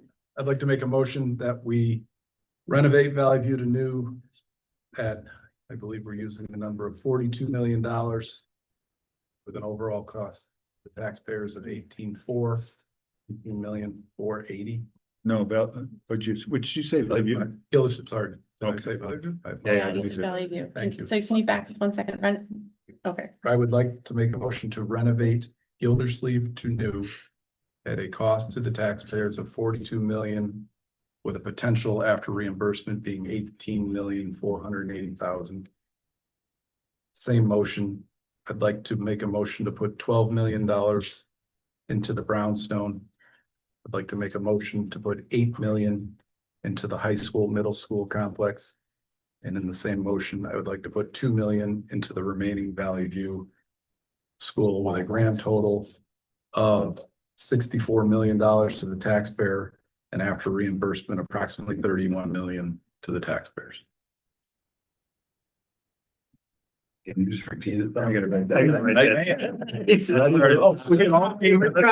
I've got the first one, did second it, but I'll go back. So Gildersleeve, we all agree renovate to new would be approximately 42 million. After reimbursement would be 18,480,000. Yes, yep, we're with you. So we Yep. good there? Yep. Then I believe we should put 12 million into the brownstone. I believe we should put 8 million into the high school, middle school. And I believe we should put 2 million into Valley View. Can I just back up one time? So I'm trying to take. Okay. So you're recommending 12 million into Brownstone to turn it into a grades 3 through 5 school. Yes. Yes, that's right. Thank you for That's clarifying. it. That's a great clarification. Okay. And in that same statement, I would then put Gildersleeve back to pamphlets over there, what it was originally created for kindergarten. So the only thing I'm concerned about with that then is that the We're not ready- renovate we're not new ready for cost this for, discussion. but just kind of want, just for clarification, is that the renovate to new cost for Gildersleeve? I don't know if that was renovated to new as a pre-K 2 school or a 3-5 school. Another, Oh, that's that would true. change that. There's a 3-5. Cost. Make sure. That's Because, a good you point. know, involves bathrooms and things. that Yeah. Probably weren't in that 42 million number. Well, we definitely have square footage issues on Valley View and we're still moving forward. So I would say I have a comfort level. Yeah, it's not square footage issues, it's what its purpose was. My point was you have. It was originally and still has the 6. We might have this. I can- Prior, give yeah, I us can a. tell you the Yeah, the you- original estimate, Hang on, the we- costs for pre-K 2 versus 3-5 were just under 2, it was like 1.7 million more. That was before the escalation. So what is the, Just let's throwing it go out. with that number then. Sure. What do you have there, Laurel? Is Thank that on that original renovate to new, as a pre-K 2 school? There you go. What? The original number was 40.6 as a pre-K Yeah, 2, but they 40.6. escalated. Up to 42. I'll put in. I that haven't- number. sorry, we've been doing No, no, no. the it's motion, okay. but- That's okay. I want to get the numbers right Right. to Dr. Britt. Right, so they'd escalated from 39 up to 38.9 up to 42. So from 40.6, I mean, up, I just think you add 1.7 million onto that. That wasn't the 42. They went from 38.9 in their original quote to us up to 42. And But the pre-K 2 option was about 1.7 million more, Okay. so I would raise it by about that. The same. Trying to be clean. Originally, it was Right. 40.6, so we're raising it to, yeah, okay. So raising it to what? 43, you said floor. 43.7. 47. I just want to make sure I'm right. And I'm not going to say the reimbursed number because I don't Right. have Yeah, that. no. Okay, but great. Well, Just keep apples for apples, so. Okay, Um, so Gildersleeve would become a pre-K through, with your motion, Ben, Yes, it would become a pre-K through 2. yes, Brownstone would be 3 through 5. correct. And so then I will be changing, so let's see. I had the Brownstone at 20, so after reimbursement, rough numbers here, so it should go up, not even $1 million, so. It's gonna be like 19.3. 19.3 Yeah, for Gildersleeve. That's yeah. what I'm, yeah, so, Yeah. okay. So, And we were gonna put $12 million into biz for renovation. renovations. Yes, For 3 to Yes. 5. And 8 million secondary, what was the value? I put 2. And then I came up and boy, we're gonna have to check my math now because it changed 6 times. 65,700,000, give or take with the increase. Is that right, guys? That's obviously before any reimbursement. So Valley View would become like Park and Rec and Town Use Building. Yeah, but to be determined by the select. Board of Selectmen, That would be my Okay. recommendation. Absolutely. and the 8 million for the secondary school. 19, Yes, 3, I believe we 12, still need 8, it. and 2. And what's the total on that? So I come up with, and people can correct me, I come up with 65,700,000, and then I believe after, if rough numbers is. I got the calculator. Throw them at me again. Start with biz. You want to second it first? Yes. Yeah, I second. You know that He this already number, I did. mean, these I'll numbers second are it. all guesses. So- 19.3 discuss. Yeah. I got that, that's 31. Yeah, so do it again. Biz, you had 12 million. Yes. Then 8 million at the high school, that's an easy one. Okay. High school, middle school complex, same numbers as Bob. Okay. And then I put 2 million at Valley View. With that into energy. Okay. And that's what I'm missing. Up at the, at Gildersleeve Gildersleeve. is 47. so which number do you want? You gotta use the 47 at 56%, you gotta use the No, biz. the at- Gildersleeve was 43.7. 43.7. I'm sorry, 43.7, you gotta do that at 56%. You gotta Which use you biz at 28%. Yeah. And then the other ones don't count. Right, so 65.7. that's what I had. Oh, good. 65.7, and then I had approximate liability to the taxpayers of 32 million, approximately. So. somebody- 40. 32. Are we taking a reimbursement from Brownstone? What's Yeah, that? 28, and 28% from Gildersleeve would be at 6%. So what was that number? No, there's just- Reimbursement? I believe the total liability to the taxpayer under that scenario would be approximately 32 million. And then that covers every building. There's no decommissioning, there's no tearing down, there's no other hidden costs. So keep in mind, we're voting on the full number of 65,700,000 to be clear. And we're hoping for the reimbursement to come in to taxpayers in the vicinity of our liability of 32. That's Gildersleeve is 19.3, right? After reimbursement. 19.3, correct? Biz is gonna be 12, no matter what. Are you taking No, there's reimbursement? 1/3 of reimbursement off of that. Approximately, if you're using, it should be about eight. It's a Yeah, it would be 8. So write that down, 19.3 and 8. You got that? 8.3, something like that. 27.3 Yeah, and then you got the 2 million. And the 37.3. and 8. And 8 million for secondary. Wait, that's why we're checking. So what did you say? What do you got there? Let's go Off through my it. head, 37.3, right? Yeah, that- 19.3 plus 19.3. That sounds more correct. 8, Yep. 37.3 plus 10, 40. So the 8 we kept as a solid number on both, correct? Mhm. Yeah, Yeah. okay, and then what was, see? I'm running out of room to write on this paper. So what's your final number? In my head, 37.3. Okay. Yep. Still true. So it seems like we've already moved into discussion. And I Get just, the numbers right. like, I Oh, wait, see. I think we gotta put a second on that. You did. You did, okay, Did. I said, go Um, ahead. Discussion. I see what you're trying to do. I understand what you're trying to do. I get it.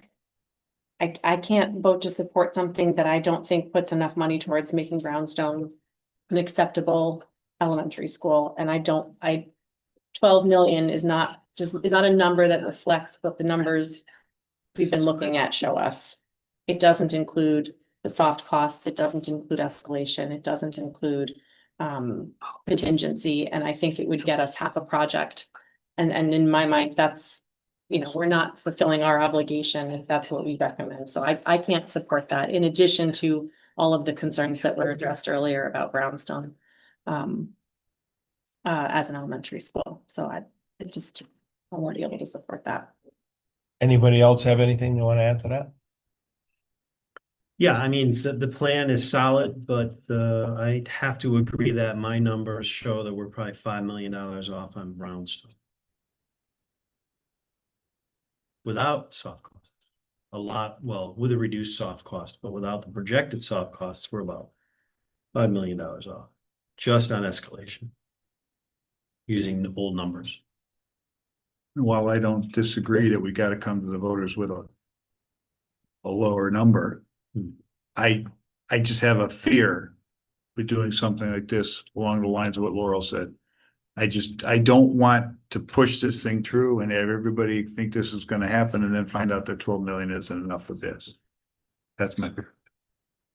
Marcy, do you have anything to add to that? Darcy, I'm sorry. Darcy. Marcy can. It's okay, Carl. It's okay.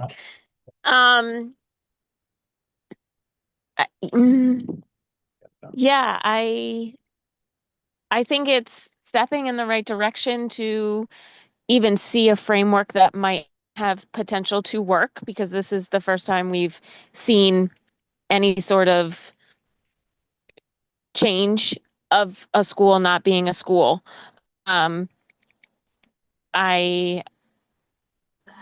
can foresee Gildersleeve, I can foresee having a lot of, not trouble, but getting Gildersleeve to be ready for a pre-K program might be trickier than we're anticipating for a few reasons, but I don't know. There's still a few too many question marks for me to jump in with both feet and say, yes, this is Well, our solid we're gonna plan. vote on this because we have a motion and a second. So you can Okay. just cast your ballot the way you feel. Does anybody else Okay. have anything? I can get behind this more than I can the $50 million that we're gonna present to the Board of Selectmen for the other option. I just think that number is not going to make it past the Board of Selectmen. So we're gonna give them an option that I guess they're gonna reject, or if they do bring before the voters, that maybe they will, so that it does fail at the referendum, so that we can go back to the one school option, maybe. I don't know, but I can't get behind what you guys are proposing. So that's my feeling. Okay. And if I may, my only thought was, I don't believe the 100 million is gonna pass. And then when, let's pretend, looking forward, which we all do, I think it was John that said that he looks at everything from 12,000 feet, which such a good way to look at it. If the 100 million fails at referendum, we're then gonna go back, I'm assuming, with the one school model, because everybody's gonna say, I told you it was the cheapest, and obviously there's gonna be more costs involved in that. Now it's not gonna be the 33 million, it's gonna be higher, and that also didn't include the high school, which we're gonna add it. And then it's gonna talk about what you do with the two schools that you decommissioned, and you're gonna be back over the 47 million, which you guys, or one of the questions that you guys, sorry. One of the proposals is gonna be about 47 million to the taxpayers, and it sounds like the one that I have on the table is about 37 million to the taxpayers. But scenario number 3 is probably a little higher with the one school option, when you discuss what you're gonna do with the Brownstone and what you're gonna do with the high school renovate part of it, and what you're gonna do with Gilderson. So you're gonna be back up to, I just found out today to, this is the reality we're all in. So the good news is this will be over soon, and the bad news, John, you're on the Board of Selectmen, and you guys are gonna have to deal with all this, but this is. I'm the guy that's gonna be straddling the fence, right? Yeah. And I, once again, thank you, everybody, no matter how we vote this, once again, thank you.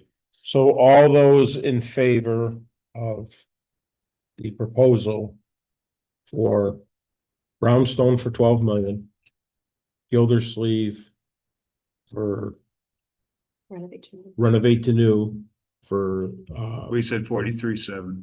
43.7 for that, and that would be for pre-K through Two. second grade.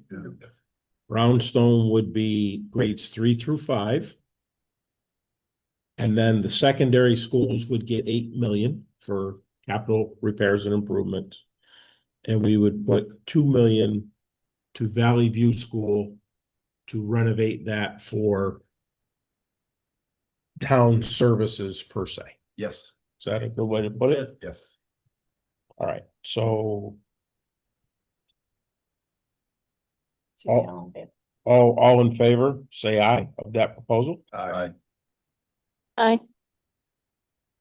which she said, Yeah, she's not. She said, she said aye, so, all right. All those opposed to that? Aye. Aye. So we got 1, 2, 3, 4, 5, 6, right? Say better than 3.6. 6. So it was 3 to 6, so the motion fails. Thank you all again. Well, let me say, I'm not entirely opposed to the concept. I just think that a couple of those numbers are too lean, specifically this. I mean, I like it. I think if we can tweak some numbers and get a little more, because quite honestly, we talked about this at a previous meeting. If you have a child in kindergarten, first grade, and their big brother in 5th grade, and one of them's going to a school that we just renovated to brand new for $44 million, and the other one's going to a school that we just put together with some Band-Aids for $12 million, it ain't gonna fly. We all know I that. never looked at that. But there's gotta be a way to do a reasonable, respectable job on the school that we're gonna do the rehab on. And still have it be a number that the taxpayers find palatable. Yeah, I just don't want us to be doing nothing in a few years, you know, if referendums fail. I think we have our numbers wrong on the renovate to new. Which one? The 56% on Valley View, we've been saying 26,680, but 20. it's 26,880. If you, It's 20. right. So where are we getting 40? I'm really struggling to get where we're getting 47 million. That's the total cost. Okay, wait. I mean, They came back to our remember at our last meeting, they took their original presentation numbers and they bumped them up a little bit. right, Cost of the town is 26 for the state. right. That's the total cost versus just the cost of Portland. So here, Here's- cost of town. Yep. Okay, 2680, that's for Valley View. Okay, now Gildersleeve is 18,480, Cost us. right? Plus 3 million. We could say 2 because we're working 2 off. Okay. this. 2 and 8, Are we not at 39.1. 39,1? Am I wrong? Cost to us 49. Cost to us. Mhm. At the end of the day, cost to us for renovating Brownstone and Gildersleeve renovate to new, we're at 37 cost to us for this project. So so renovate 2 schools to new for $2 million more cost to us. I recognize that the big, No. because of the 56. 47, because you're at 39. No, he's doing Once- cost to us. So I'm just talking about cost to us, yeah. cost to us because of Cost the to us is not 56% 47, rate. 20. That's what I'm Yeah. talking about, the Other- percentage. No, Gildersleeve is 2280. Gildersleeve, we have Right. 18,480 cost to us. 18,480. New 18. Yep. New because of the 56%. You can Value get, new is 2680, so. 2680. 39 million. 39 million. No. no, No, what do you, 30, Valley View is 20 2680 million 680 cost to us. Yeah. Yeah, then you add 3, 20 plus 18 is 38 and then plus 38. change is 39. 39. 39. 39, right, cost to us. Cost. You're not- you're not- 8 million for the high school. Now, what am I adding? you're not even- 8 million for the high school. Gives you 18. 47 and whatever you want for Brownstone. Right. And if you put Brownstone Okay. at 1 or 2 or 3. 18,480. Whatever. I think it's whatever got you put on it, you put on. 8 million here. 18 million instead of 8. Oh, 18 million to the high Yeah. school. I mean, trust me, I was I trying think to lose high this school, one. but I think you did 8,480 I was doing the instead same of thing. 18,380. That you're off just there, 10 Yeah, million. yeah, yeah. Okay. Yeah.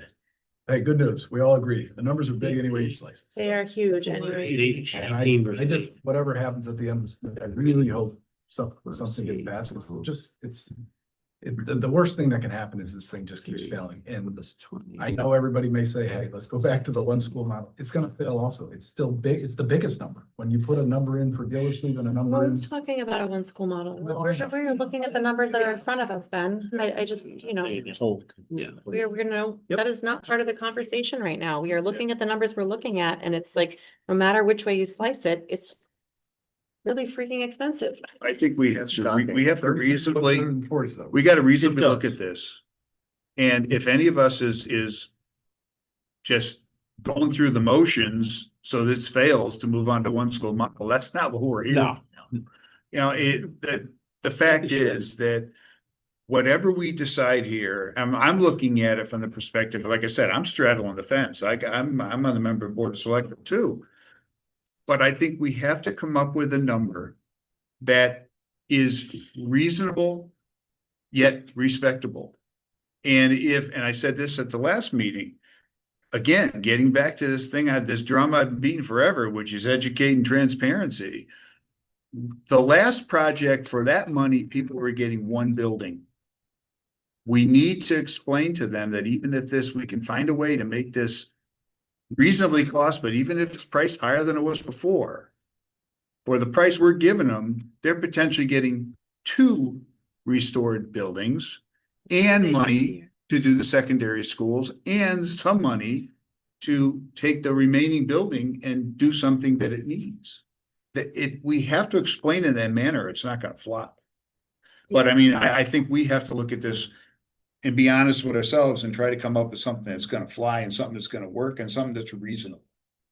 But reasonable with everything.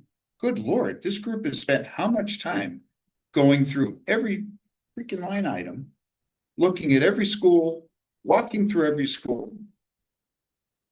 Anybody who watches this stuff on YouTube has got to understand that we've done our due diligence.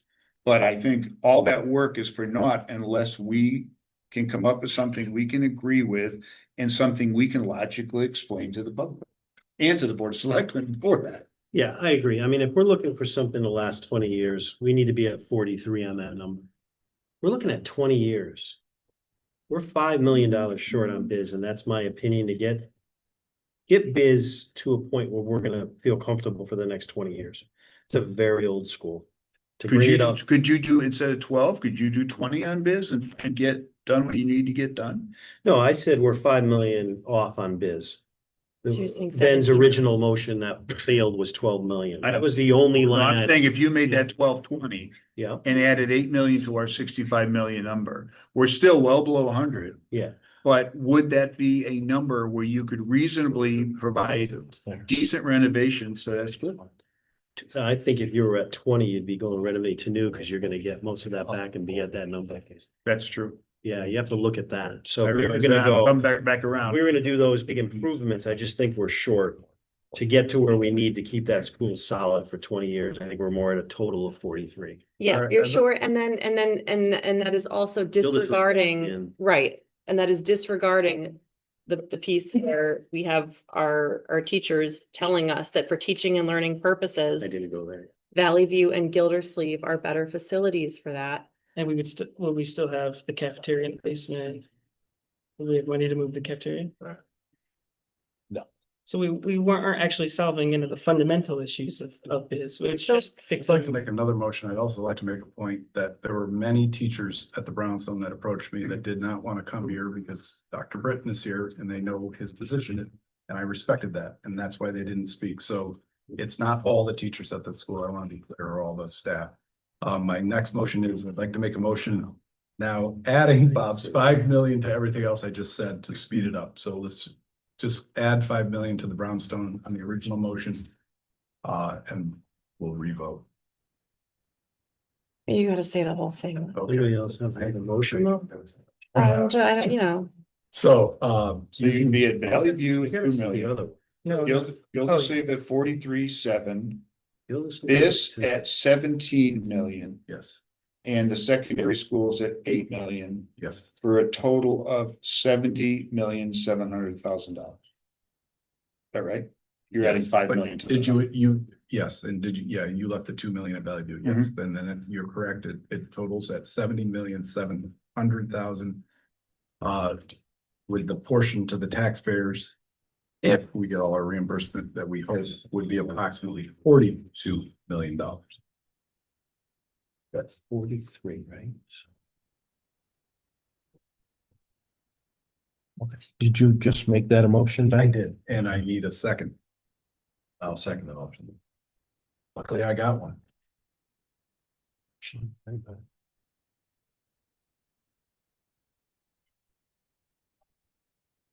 100%.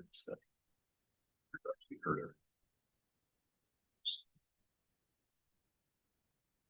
So it's basically 42 million to the taxpayer versus about 50.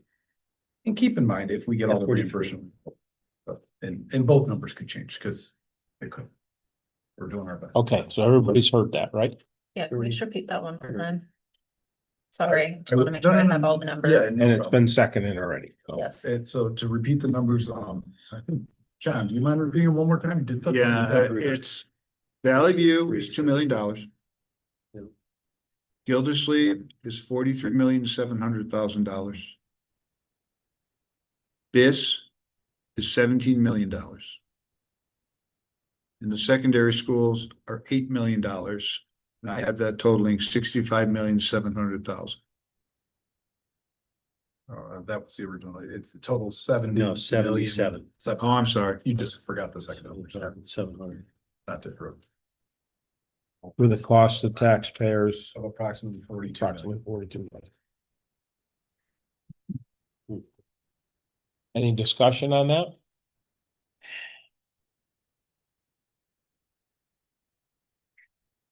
What was something that may pass for the taxpayers? Marcy? Why are you so?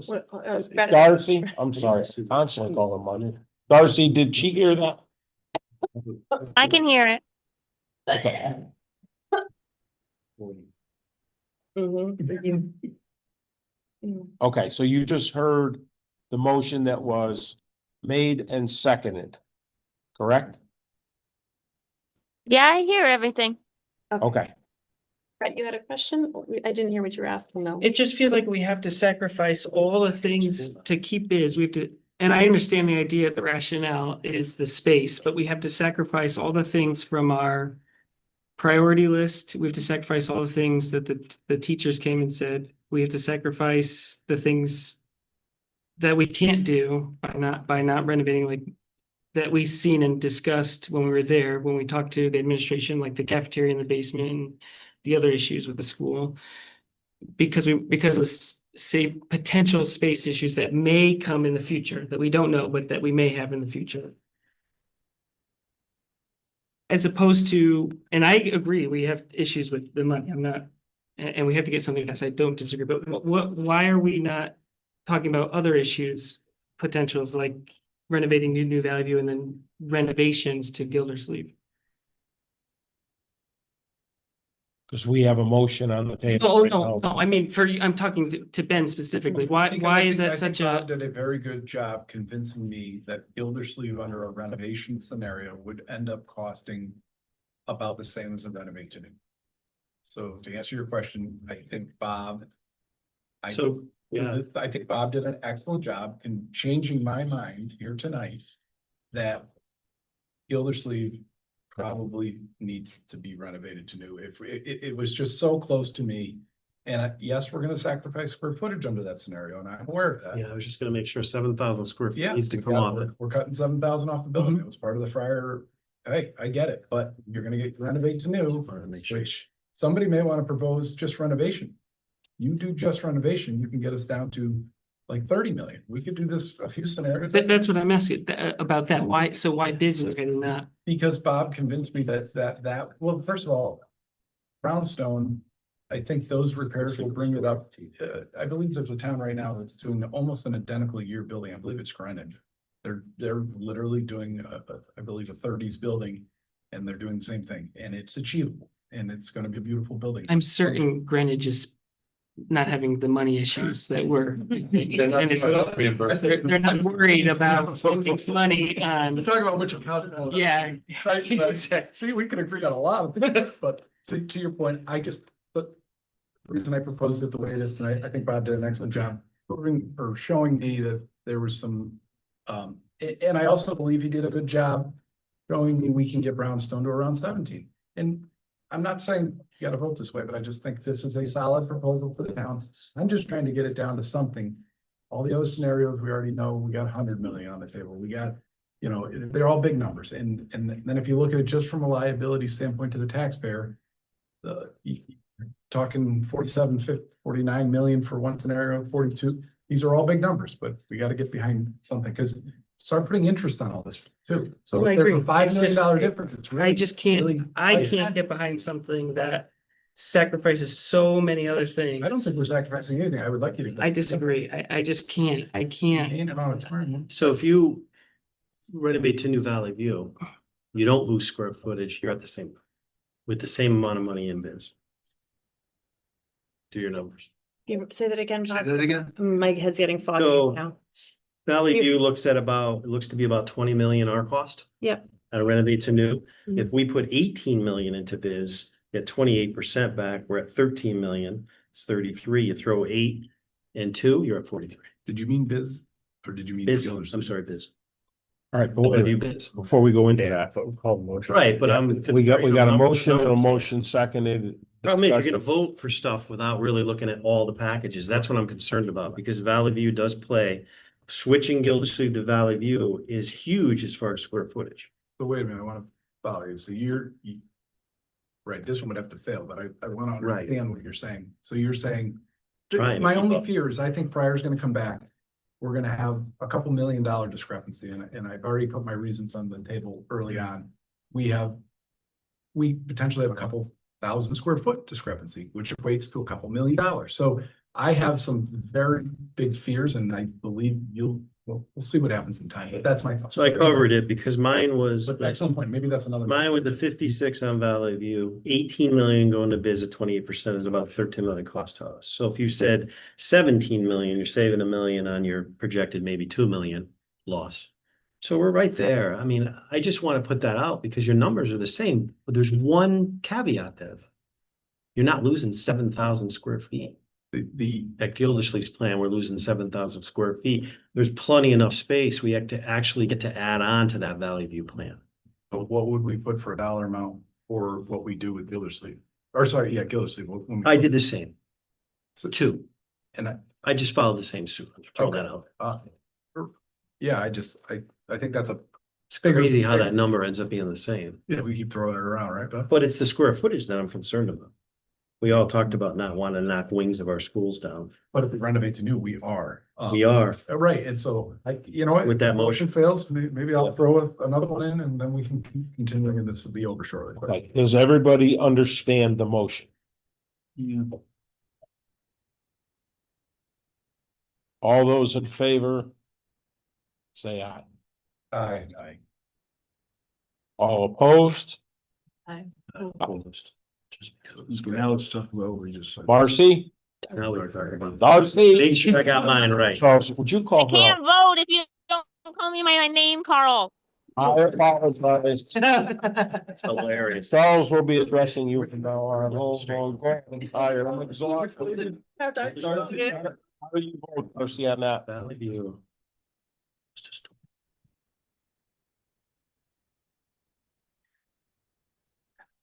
Darcy, how did you vote on that? Oh, sorry, I wasn't hearing. No, there's just so many questions now. It's getting too confusing with so many different numbers. I think it needs to be written down or in a chart that we all can digest beforehand and then try to talk about it together. I mean, I think that's what we're trying to do.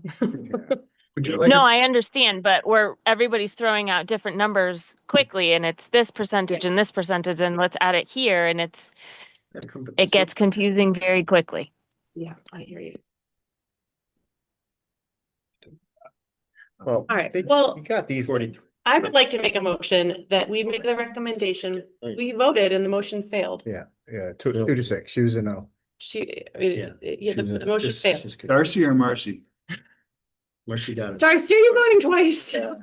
We have to put this in big capital. Yeah, there's somewhere. You do the. I would like to make a motion that the committee make a recommendation to decommission Brownstone Intermediate School as an active school facility. Second to that, Second that. discussion on that? So. No, I guess what you're trying to do. My only concern with doing that, it would be, I would be more comfortable. That's honestly where I've been trying to go, but I'd be comfortable with it, knowing what numbers we're talking about. But if we're doing that flat out without the numbers, I'm just trying to get us. to and I know step you're trying to forward. move it along, I Trying get to it. move it along, and then we can talk about the numbers and we can figure out where, you know, how we make this tolerable, but I think the reality is it's not gonna be. I mean, none of this is palatable. Okay, well, then during, we're in discussion now, right? Yes. We have. If- a motion and a We are. second. If we were, Do the numbers. Bob, if we were to come down to Valley View and Gildersleeve as the two schools. Yep. Gildersleeve. Wow. How We're gonna can we get renovate- that number down? So we gotta renovate Gildersleeve at 28%, otherwise we're gonna lose the space. And we would have to renovate to new Valley View. I think we're at like 52 million. Might be wrong there. But with the 8 and the 2. Yeah, I think it's right around there, Bob. I think So- if I can keep up with that. That's, you're, sorry, Bob, you're working with a $27 million, Yeah, I think you got the numbers right there, Bob. They're here. you're working with a $27 million See, you got the alterations numbers. project at 25, Gildersleeve? 20 million. And then with the 25%. Capital projects is at Yeah. the low is 27, Yeah, the difference is though, 28%. you're right, because less. if you do the alterations, you don't have to have part of the building lopped off. Right. Yeah. We Right. use 25%. But so that's why, but it's, you can see it's actually 20. more expensive than doing the renovate to new. So I have, yeah, 20, That's the irony of it. so we're like 50 million. But you could do just capital and then keep Yes, the wing. that's on there. Yep, that's on Right. Carl's email. Yeah, that's the reason why I said that, because we don't want to lose space. We're at 20 million to do improvements Right. with reimbursement at 25 to 28%. And then Valley View new, we know that number. What that cost is it 18 to us? 20 points. So- 20.6. Oh. So you're at 50. So we don't get any more 50, confused. John. We have a motion with a second on the table to decommission, I'm just trying to play as where we're going here, decommission Brownstone as a school. I would just caution to John's point. I think that's dangerous because if we then want to go back to something, no matter what our position is, we may pigeonhole ourselves. That would be my only, I have no issue with us throwing the schools and doing the numbers. I don't think we should totally kick something out when we may end up at another meeting now, trying to figure out how to fix this. That would be my 2 cents at this point. So Bob, you just said to do Valley View and Gildersleeve, you're 50 million, right? Yeah, I haven't flipped it the other way. around. And then we, Flip it the other way around. It's cheaper, but we lose. then we space. had the secondary schools at 8, so we're at 58 million. No, I included that. You included that. I included the 8 and the 2. What did you have for Gildersleeve? No, just so I can write it I down. had 20 million and 20 million, basically our cost. I thought the Gildersleeve was 27. Our cost. No, I Under mean- renovations. Under the Gildersleeve, our cost is renovation cost- 18.4. Right. Okay, so let's be clear. Gildersleeve renovate to new cost to Portland was 18.4. Yeah, take 20%. But that takes off with what you Yes, said. it does. And if you're looking at doing just alterations instead, Yes. cost to Portland is estimated at 20.2 million. Yeah, that includes 28%. Okay. But that's working from the 27 million. Yeah, mean- the escalation and everything's in there, Right. so that's, You get, Right. you get to keep that extra square footage. that's where I'm getting back to. It's like, if I had to pick between the two, I would renovate Gildersleeve. I would improve Gildersleeve and renovate Valley View to new to keep the square footage at Gildersleeve. Valley View is kind of gold and we get to add on to it to get to the square footage allowance. And I think there's. And then we room could in flip that the same schools, we would go pre-K to 2, and then we flip it back around to 3 to 5 and. Yeah, there's cushion in there. You're saying you think the slam numbers, I think in the it's- same way that you were bringing down the We slam could number couple million. estimate for Yeah. Keep. Brownstone. But I think someone can get that number down. Yeah, I think we can save a couple million on that. We talked about that. I got to 2 from 3.6, so. Okay, so the motion was Motion was decommission Brownstone decommission Brownstone as a school. as a school. There's no going back once we do that, or I guess we could vote to undecommission. We put it. All those in favor? Aye. Aye. I'll do an aye. Can I just write that down? It sounds like, honestly, it sounds like the money's right. It's similar. Darcy? Aye. Nay. No. No, No. Bob, were you a yes or a no? I am a, To decommission Brownstone as a school was the question. let me yes. For the extra few million. Your yes to decommission it. Correct. So you have 1, 2, 3, Six. 4, 6 for decommissioning it, It's only gonna cost 3 million. against decommissioning it. So that motion passes. Should we, I mean, can we try to put a number on what we Well, we have. just to now. decided now? And that's, Well, so now we'd have We have to do to, two scenarios now, two schools. We have to flip them. so What is? is there a way we can do this in No. a cost-effective manner? Yeah, Charlie. I just like to have some numbers tonight, so we kind of know we're heading in the right direction. This is 20 millions. Values. 0.6, 0.6. So 40.6. 8 and 2. 50.6.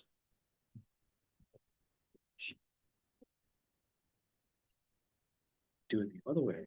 We lose square footage. It's cheaper. What you're just doing is why I had a logita here, because I know it's.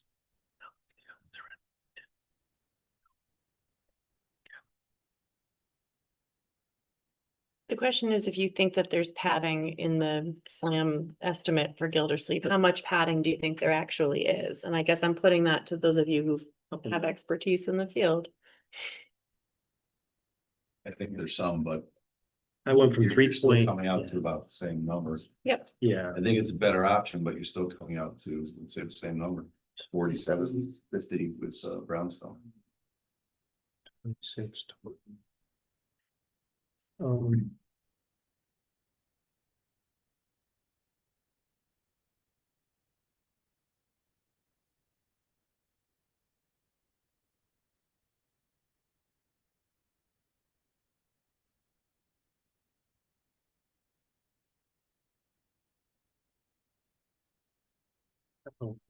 not that even. Have another meeting? 6. Hang on, 26, so it's 6, 7, 8. For what it's worth, we moved the needle quite a bit tonight. Or at least tried to move it. 20 million. Well said.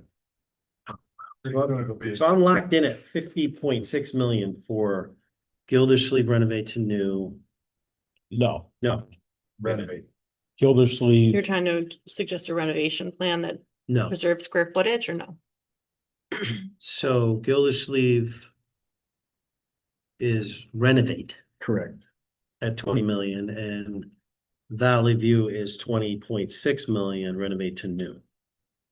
Our cost, 40.6 million, 8 million for the secondary school, 2 million for Brownstone. But that was working, Bob, that was working from a $27 million projection from SLAM. And both you and Chris are saying you 28% think it's, reimbursement. right. But I'm saying both you and Chris are saying you think that number might be slightly padded. If it, I'm asking if you were gonna reduce that first, No. but would you leave it? You're Yep. saying leave it at the Yeah, because 27. savings on the back end, you gotta have Yeah. a cushion. So sorry, Bob, just so I read So that. the 28%. The 20.2 is really the 27. He's giving us the number after reimbursement. Is that correct, Bob? Just so I write it down. 20.2 is the cost of Portland Ave. Yeah, you gotta jump down The there, real numbers, what? 20.2, The Sorry. real number was 27. right, 27 even. and we're using 27024. Yeah, And we're using a 25% reimbursement. You hope to get 28, so it ended up being 2250, so I just used 20. So then the Valley View writing it. Valley View is a kind of just, it's 2680. 20.6 for Valley View, I'm going by the real number, 47 million, that's right. 2250 for Okay, Gildersleeve. and then. So on Gildersleeve, the renovate is 27K on the low end, and the cost to the town is 20? Yeah, 20.2. Yep. That's to, That's what's that's to going do an alterations project. You hope you can come in at 18, maybe 17, you know. I don't know. Bids go out. State reimbursement could be 28%, could be 18% Reserves. the based on square plan. footage. I don't know what they're gonna, and preserves the square. That's why we're doing it that way. Right. It does. It preserves the square footage so that we might, you know, God forbid we need it for expansion or we save that. I hate to see anything come down and then Valley View gets the little bit of additional space. We still gotta figure out that 500 square feet, but I think that's gonna be okay. But it does put us at the 50 million mark. Ish. So just so we have the numbers right, so I'm coming up with 84 million for the whole total project. That would be 27 million at Gildersleeve, 47 million. At Valley View, 8 million up at this complex, and 2 million go to the Brownstone. Right. Which I bring a grand total. After reimbursement, it looks like it'll be 20.2, 20.6, 8 and 2, which is a grand total of 50.8 million. Yep. Does That's that what I sound got. right? Yep. So we're all in. the same- Yeah. 0.6, but it's 8 now. Yeah. That's 50 what our- million. 50.8 million. Yes. Now, the other way around, we'd lose space, but we might be cheaper. sorry to ask again, 50.8. 50.8 million. Yeah. So we do. Versus 49, right? I mean, we're talking about a $1.8 million difference. Yeah. And to be clear, all the scenarios have addressed everything. Oh my God. Yes. That's at least. Yeah. or at least consider- There we are. Yeah, I mean, I like we're doing our job comparing apples to apples So at least. Yeah. To Ben's point, space, it wasn't just Ben that was interested on Facebook too. There were people that talked about space too. I mean, you're not wrong about it being a concern. And keep in mind, if we do any growth or we need any, it's a 10. We're trying, we're gonna have tons of people that are not gonna vote for it because of the price tag, no matter what. They're gonna see it, it's more than the other vote, they're gonna vote no. But one of the things that I'm getting ahead of ourselves, but something like this does is it addresses the mega schools off the table, right? We have 2 schools now. We're addressing the high school and the secondary school issues. We're addressing the potential expansion in the future for pre-K issues. We're addressing Brownstone Parks and Rec, the issue, right? We're keeping them in mind, which we didn't do well enough last time. We have time to communicate, John keeps saying over and over. And you're communication is addressing the key. teachers' concerns. We're addressing the teacher's concern, addressing the traffic on High Street issue, which there was never a study done, right? So that we're not really adding to traffic on. So we're going to, and ideally, at least for the build to new, and this, we're maximizing the efficiency of time for these 2 programs. So we're going to lose a ton of voters on the cost, no matter what, there might be cheaper options to Ben's point, right, and Chris, they've presented a bunch of cheaper options. But we might gain voters in all these other areas that the last vote lost. So I And you only need to gain 70%. So you're. it's a big loss, I mean, to gain, we gotta gain a few. Gotta gain a lot. I think again, a lot And more. again, I said this before, let's remember that with the last vote, the information wasn't really clear. Wasn't And clear. everybody thought they were getting, they were getting 1 school. Now for this money, you need to explain to them that they are getting 2 renovated elementary schools, along with money put aside to do the secondary schools, which they were concerned about last time, because that wasn't included. And oh, by the way, the school that we are decommissioning, we're still setting aside $2 million for repairs. And we know what's gonna happen to it. At this point, it's gonna Yes. stay in the town hands. And if it can't, there's lots of time to figure out Sure. what to do with it. We're not. And the other thing I did mention before, but I think, and Charles, correct me if I'm wrong, if, as we do the switch around, moving these children around to do the 2 elementary schools, we should have enough space in this, to use that as a swing space, which will then eliminate the need for those trailers Mhm. that we had talked about. Just don't put Third on Main Street. I don't wanna hear it. Oh, that's good. Just a little cream. Okay, Let me try to. So- figure this out, okay? I can figure this out. does somebody wanna make this? Until I have a vote. number. Hang on, he's still. Well, I don't have a Valley View. I wanna, so I have the 50.8, but what happens if we flip it around? What around, Bob? We do. If you do You that, can't renovate Valley View. Valley View has to be renovated to new. If you renovate I know. Valley You View, can't you stop use the- Bigger the inside. we're gonna lose so much in Gillis, Carl, plus in the inside. put it on the record in the last meeting, good, what I let's have not been do that. saying all along. I think Charles put it on the record and we've all been saying that. Nobody would Valley say View Valley, wants to be renovated to new. Valley View could never be utilized. This is what we needed to do. That was, then, if that was the case, then why'd we do the walkthroughs? Because you wanted to. No, Because- I, Because you could have. Our charge was to look at renovation. Right. and So that's- if we couldn't renovate Valley View, we should have never looked at it. If we it was wanted to never do it as a admitted as grade, a we could do it. We have to renovate to new. Right now, it's fine for a pre-K to 1 school, but if we want to use it as a pre-K to 2, that's why we're renovating to new. Right. Because we happen to have enough space. Not enough classrooms. Okay. We waiting on Bob, I Bob? think Bob's as still, soon as he gives the okay, I'll make a motion. And I need him to. all right. What do you got, Bob? Helen. That's where we're at. Well, I didn't hear what you You said. don't want it. Oh, all right. I mean, my only hesitation, I hear what everyone is saying, and I think in some ways preserving the square footage at Gildersleeve does make a lot of sense. The trade-off is the peace of mind. Where, again, putting a significant chunk of money towards this school, are there things that we're not gonna be able to hit that then down the road are gonna be an issue?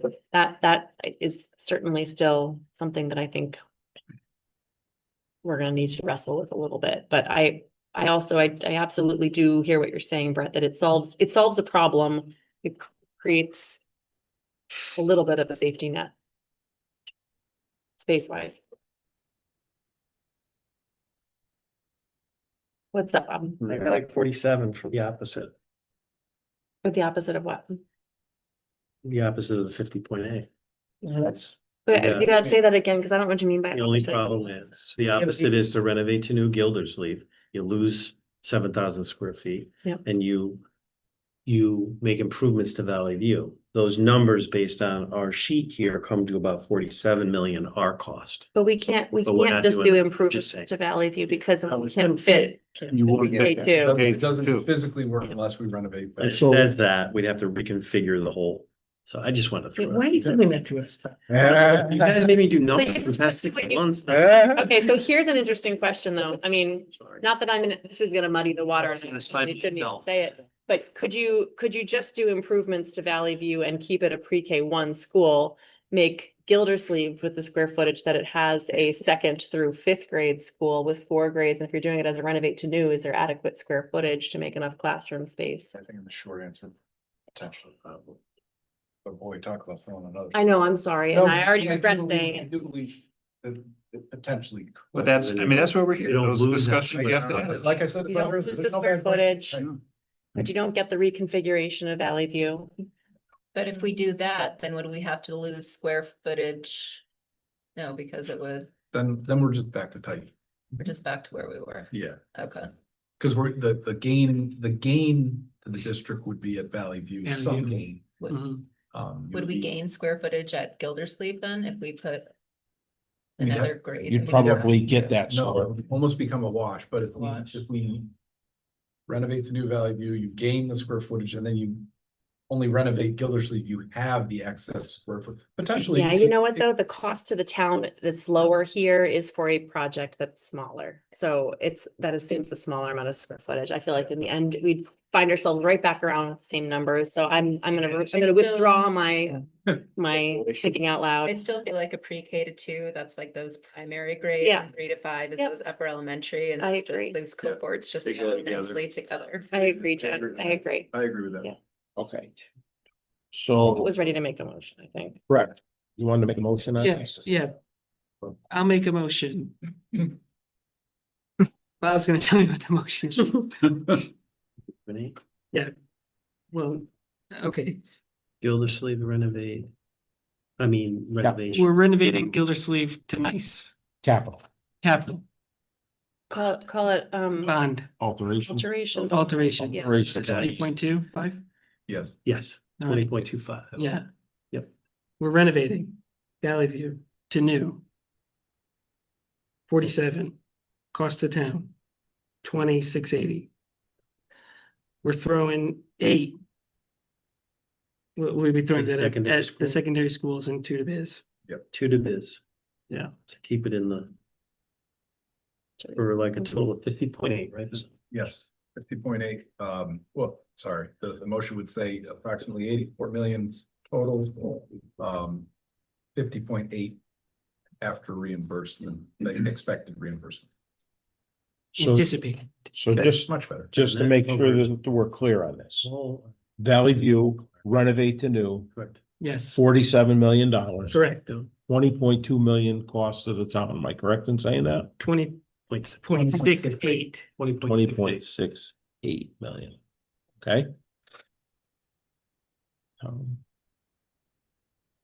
Gildersleeve, alterations only Mhm.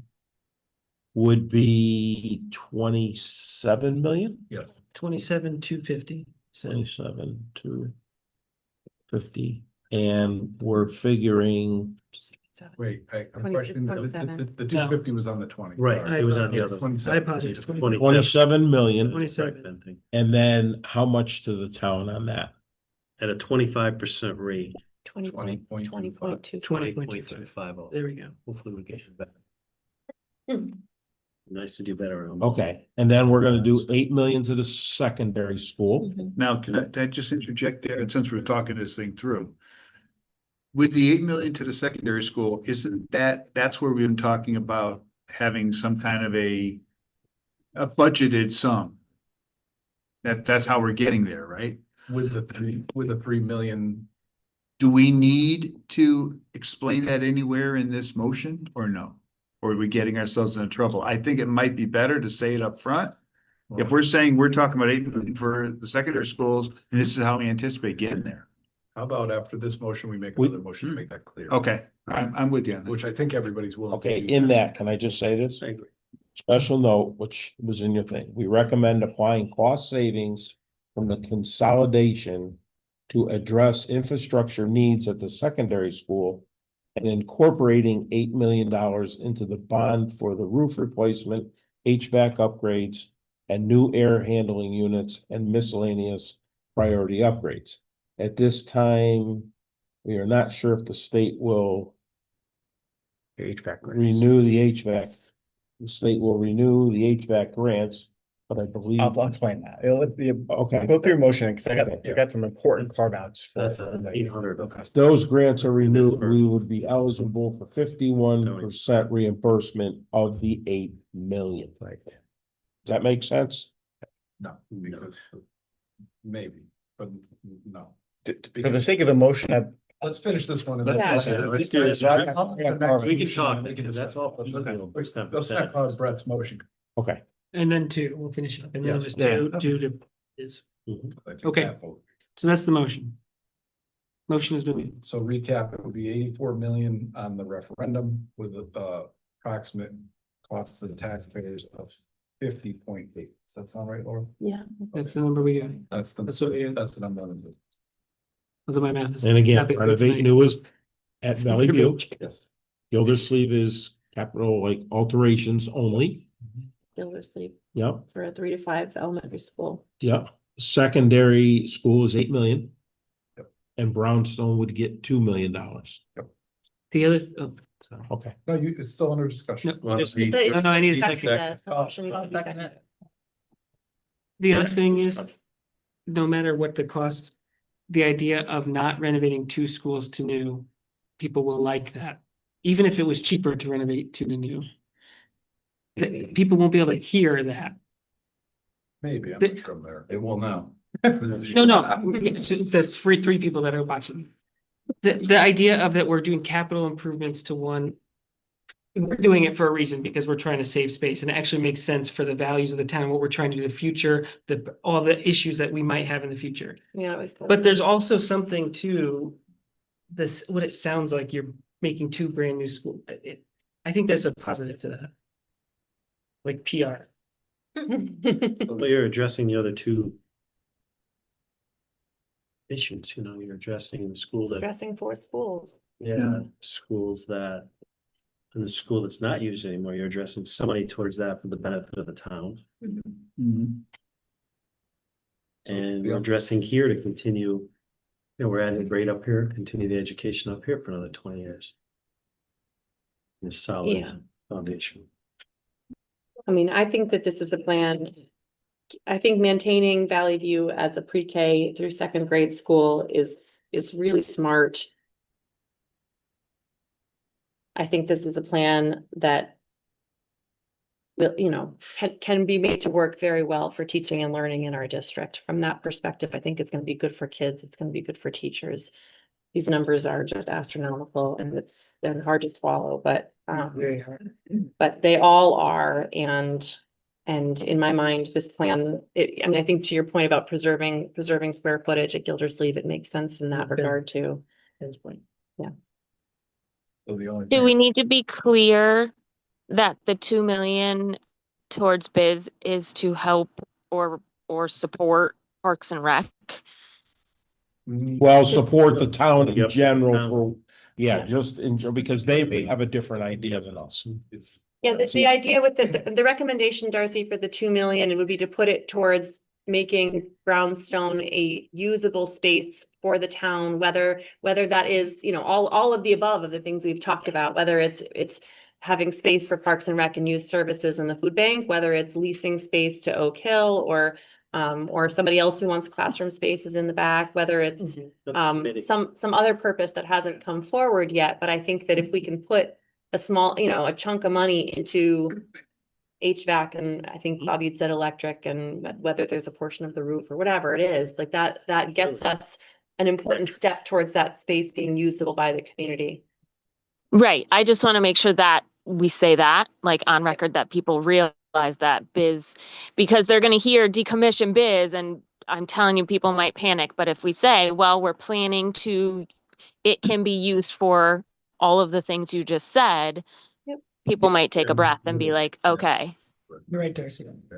Yeah, no, you're right. We get to make the recommendation, and then it's the work of a future group to figure out what happens next. But I think that, in Right. terms of our advocacy, we can be clear that we are able to envision this building being used by our community, and that Right. allocating funds towards that will make that possible. And I would also like to put on the record, because, yeah, I think it's safe to say that we all around this table understand that many people in town have there's a place in their heart for that building, the historical significance of that Yes. building. Right. And I've been saying along, and I'll say it again, saving that building and for future generations, for, its architectural value, the building doesn't need to remain a school. It can perform other town functions or other functions altogether and still be Right. saved and maintained. That's And right. I think that message has to get out there. Correct. You're I agree, absolutely John, I right. agree. the only other thing I would add is, just to be clear, the first motion I did was 37.3 million, which was a viable option. We're now approximately 13 million more. And I when would you push add back interest, on that. hang Oh, on, hang on. I When don't you, think it was viable, that 12 million. No, we said it wasn't. because we're too low on the I don't numbers. think it was enough there. so, okay, then I think Here's your number. would you like to use the 42 million, which added the 5? Is that a little more comfortable? Fine. Yeah. So then you're adding approximately 10 million, which with interest, you're adding approximately 20 million, which adds approximately 20 near year. Nope, it's $1 million a year. I'm just pointing out what it is. That's all. But then the Board of Select, which I hope will really work on how much money and consolidation and savings can go towards that bond, which will reduce that taxpayers' debt as well. Never was done before. I think that's all part of this. What portion of that 50 is actually gonna be the taxpayers' portion? How much money are we gonna have to put towards that bond in consolidation and savings? Is it 700,000? Is it $1 million? That makes a big difference. That covers that increase, like I said right there. So I think that's critical. I like this plan better than renovate is new. there's nothing perfect. But the price is still. It's high. It is high. You know what? I can't vote for it because of that. I mean, Right. I think it's a better Okay. plan and you save square footage, but. Right, and I do like the That's where fact I'm that at. you guys are trying to save square footage, that is important, that is one of the hurdles, but this is still a 51 million. So. Okay, so all those in favor of that plan as Gildersleeve, let's go through it again. Valley View renovate as new, pre-K through 2. Gildersleeve alterations only, improvements, and that way we don't have to cut any of the building apart. We can keep all of the square footage in Gildersleeve. And that number was 27 million. And 20.25 million to the town. The secondary school, again, 8 million, and Brownstone, 2 million. Can I just interject, Carl? Yeah. That memo you read earlier, the explanation of the secondary schools. Talked about, I thought you said 50%, up to 50% reimbursement. So, I mean, what we're talking about, just to make sure, because that's what I heard. But as we're talking about these numbers, we're talking about cost of the town on Valley View, cost of the town in Gildersleeve, and we keep saying 8 million in secondary. If there is any of that that's reimbursable, I think we need to assign a reimbursable number to that too. If there is any, I don't know. Not as of yet. Okay. And to be clear, that original number was 14, we're trying to get it down to 8, and we're assuming we're getting a lot of the reimbursables back out of it. I kind of. That's how we came up with. the Yeah, valid okay. number. Thank you. So the 8 is a number. It's already a net number. It's Thank an, you. It is. That's how we've been using it tonight, at least on. All right, I just want to make sure that we were using. No, you're right. So whatever reimbursement, Great question. yeah, whatever reimbursement Not a penny over. we would get, we'll just do more. So we're doing Get gross closer and to net that. and everything else, but that is a You're right. net. I was gonna number, go there. Pretty Thank much. you. Yeah, Okay, at least that's how I understood. So that's a total package to the town of 84 million. Somebody correct me if I'm wrong. No, a total package of 84 million, and the town cost would be $50.8 million. Am I correct? yes, You are correct. Okay. all of that is best guess, all of that is That's approximate. right. yeah. And this may play out in some different Yeah. scenarios. Contingency in some of those numbers, which is good. All those in favor of that? I- Aye. Okay, so we got Me. 2, 3, 4, 7, 4. Me.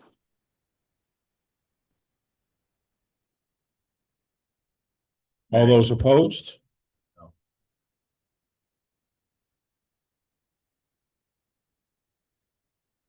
Motion passes. I guess now I'll put a motion on the table that we are going to recommend the consolidation savings. Get this utilized. Yes. It's written there pretty well. almost the way you wrote it, the way you Yeah, read I it. think you can make that motion as read. You got it? You have it. Yeah. I'm gonna say what I think is right. All right, say what you're gonna I think it's So, written. the I'll way make a you want to motion say that it. any anticipated savings, from, well, there's 2, from consolidation and from the payment, right? Don't we want them both? Yes. Double payments. So, which we're anticipating in the vicinity of $1 million a year, and it could be 3 years, so we would like to see those savings, whatever they are, go towards the high school complex, Fine. in the interim. It would be easier if you'd read it. Yes. To start chipping away. Yes. And then when that, and I can add to that motion, and when that bond becomes due to pay, it goes directly. to us. Absolutely, yeah, we would like to see that roll in, because Got we're it. going to need, because these are big numbers. Gonna need it. But. Yeah, do it If- without if- it. that would be best, but. Is there a second? Yes. Go ahead, third, yeah. You win. Any discussion on that? No, I think it makes really good sense that we recommend that, and I really do. I mean, I know, John, you've been here with all these conversations, and I know you'll advocate hard for this at the Board of Selectmen, but, and I hope that all of us will as well. I think this is just such a key piece in getting us a chunk of the way towards the improvements at the secondary school complex, and you know, I just think it makes a lot of sense. Well, if nothing at all, I think it, even if things fail at referendum and everything, we're at least being as fiscally responsible as we can at this point. Correct. I'm almost worried that we pigeonholed ourselves. Can I amend my own motion to this has been second on? Can I retract my motion? What are you trying to change? Make a friendly amendment. I would like to make a friendly amendment to my own motion that I don't want to pigeonhole just the high school, because if we have. My fear here is we're going to have other problems throughout the district, and if we start having failures. And these referendums keep failing, which is a possibility. I don't want to say that we committed that money just here. I want it to the district to go towards the buildings. District, Not to be used field, towards not the- district Towards improvements. the buildings. Yeah. And I don't want I to like that. pigeonhole us, because what Yeah, if it's another building needs a It's a great boiler or idea. a roof? Much better. I want to put out the immediate fire, so I just want to be careful. So I'd like that amendment in I like there. that. So if everybody's fine with that, gonna be reseconded as amended or? I'll second that Okay. as amended. Any questions or discussion on that? All those in favor of Ben's? Aye. Hi.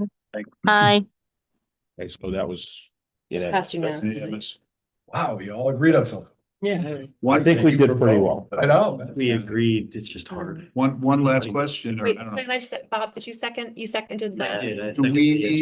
Do we need to, we talked about having a joint meeting with the Board of Selectmen and Board of Education. Do we need to try to schedule that? Yeah. Yeah. Let me add my things. Let Charles, so we voted on this. We have a plan to walk forward with to the Board of Selectmen of this package, right? Yep. Which we will put in writing to them. That'll go to the Board of Education as well as the Board of Selectmen. Before it goes anywhere, I think about. You have to meet again. Yeah, the report that you and Charles will draft and put on our behalf will have to come back We to have- the committee for our. Before it goes to the board. So you have to meet one more, you and I are gonna write a paper. Right, that's gonna be the report, right? So we'll get this done. Okay. In a couple of weeks. Then you have to meet again and approve the report, right? Hopefully it will be unanimous. I'm gonna write it so that everything was reflected. It's gonna be detailed. Now, I also want your permission that though you didn't take action on the following, I have some recommendations for things that we include in that report. One, I think we're gonna need another demographic study. Yes, By the time this gets going, it's gonna be 3 to 5 years in advance, and we're gonna be at the end of the last 10-year demographic study. So I think we need to get another one done in order to get those numbers dialed in, right?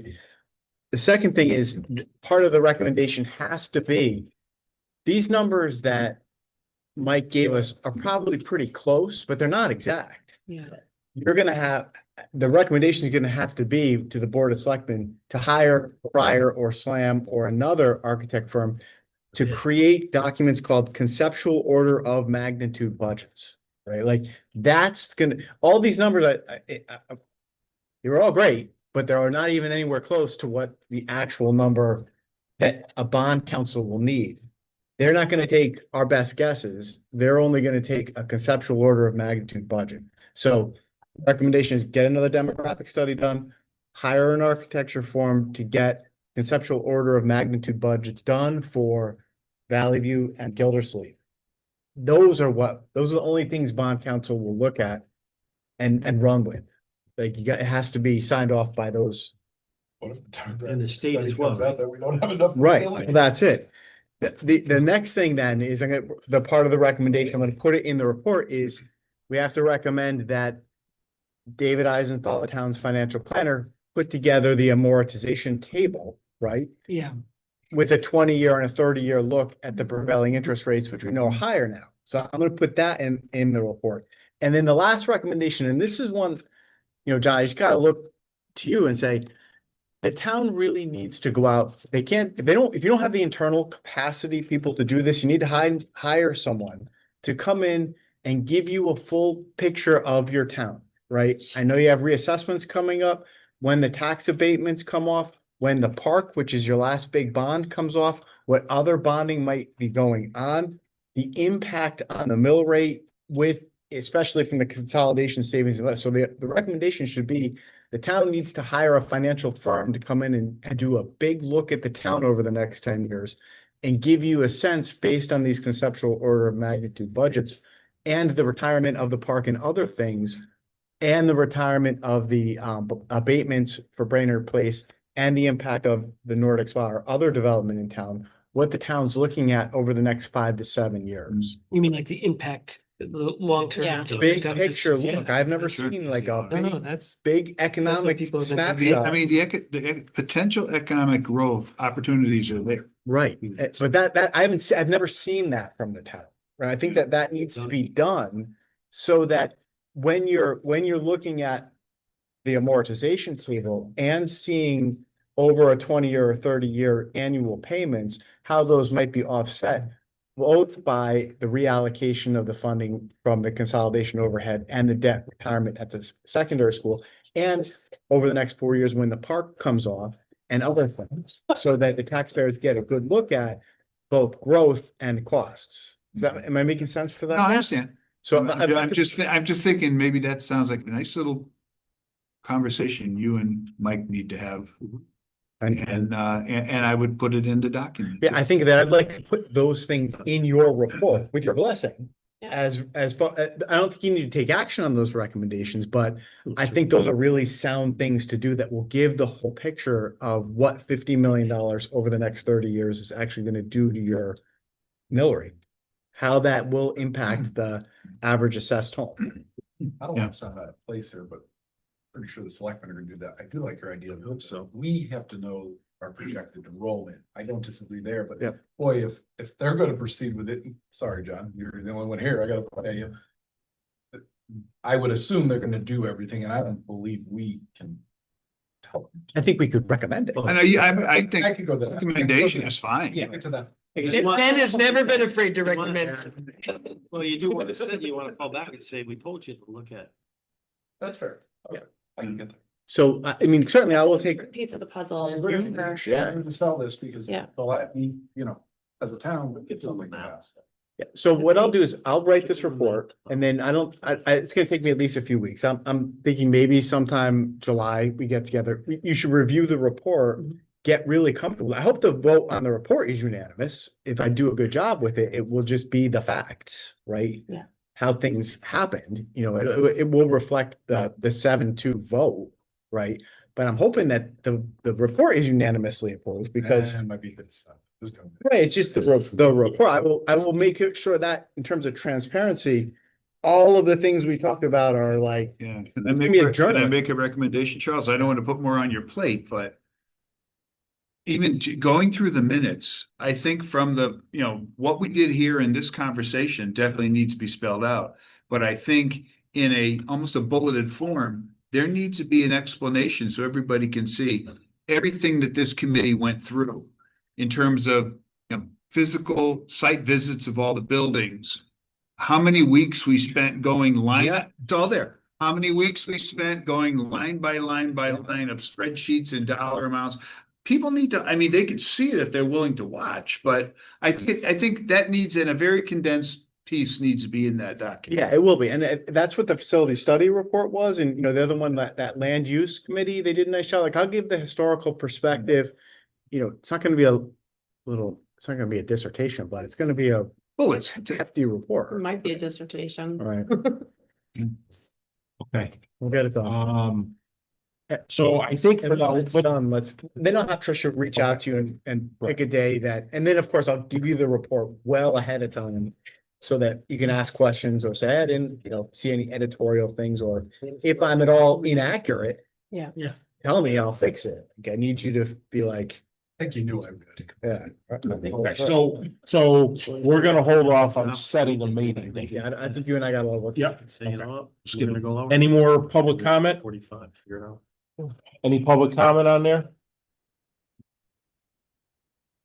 They're all asleep.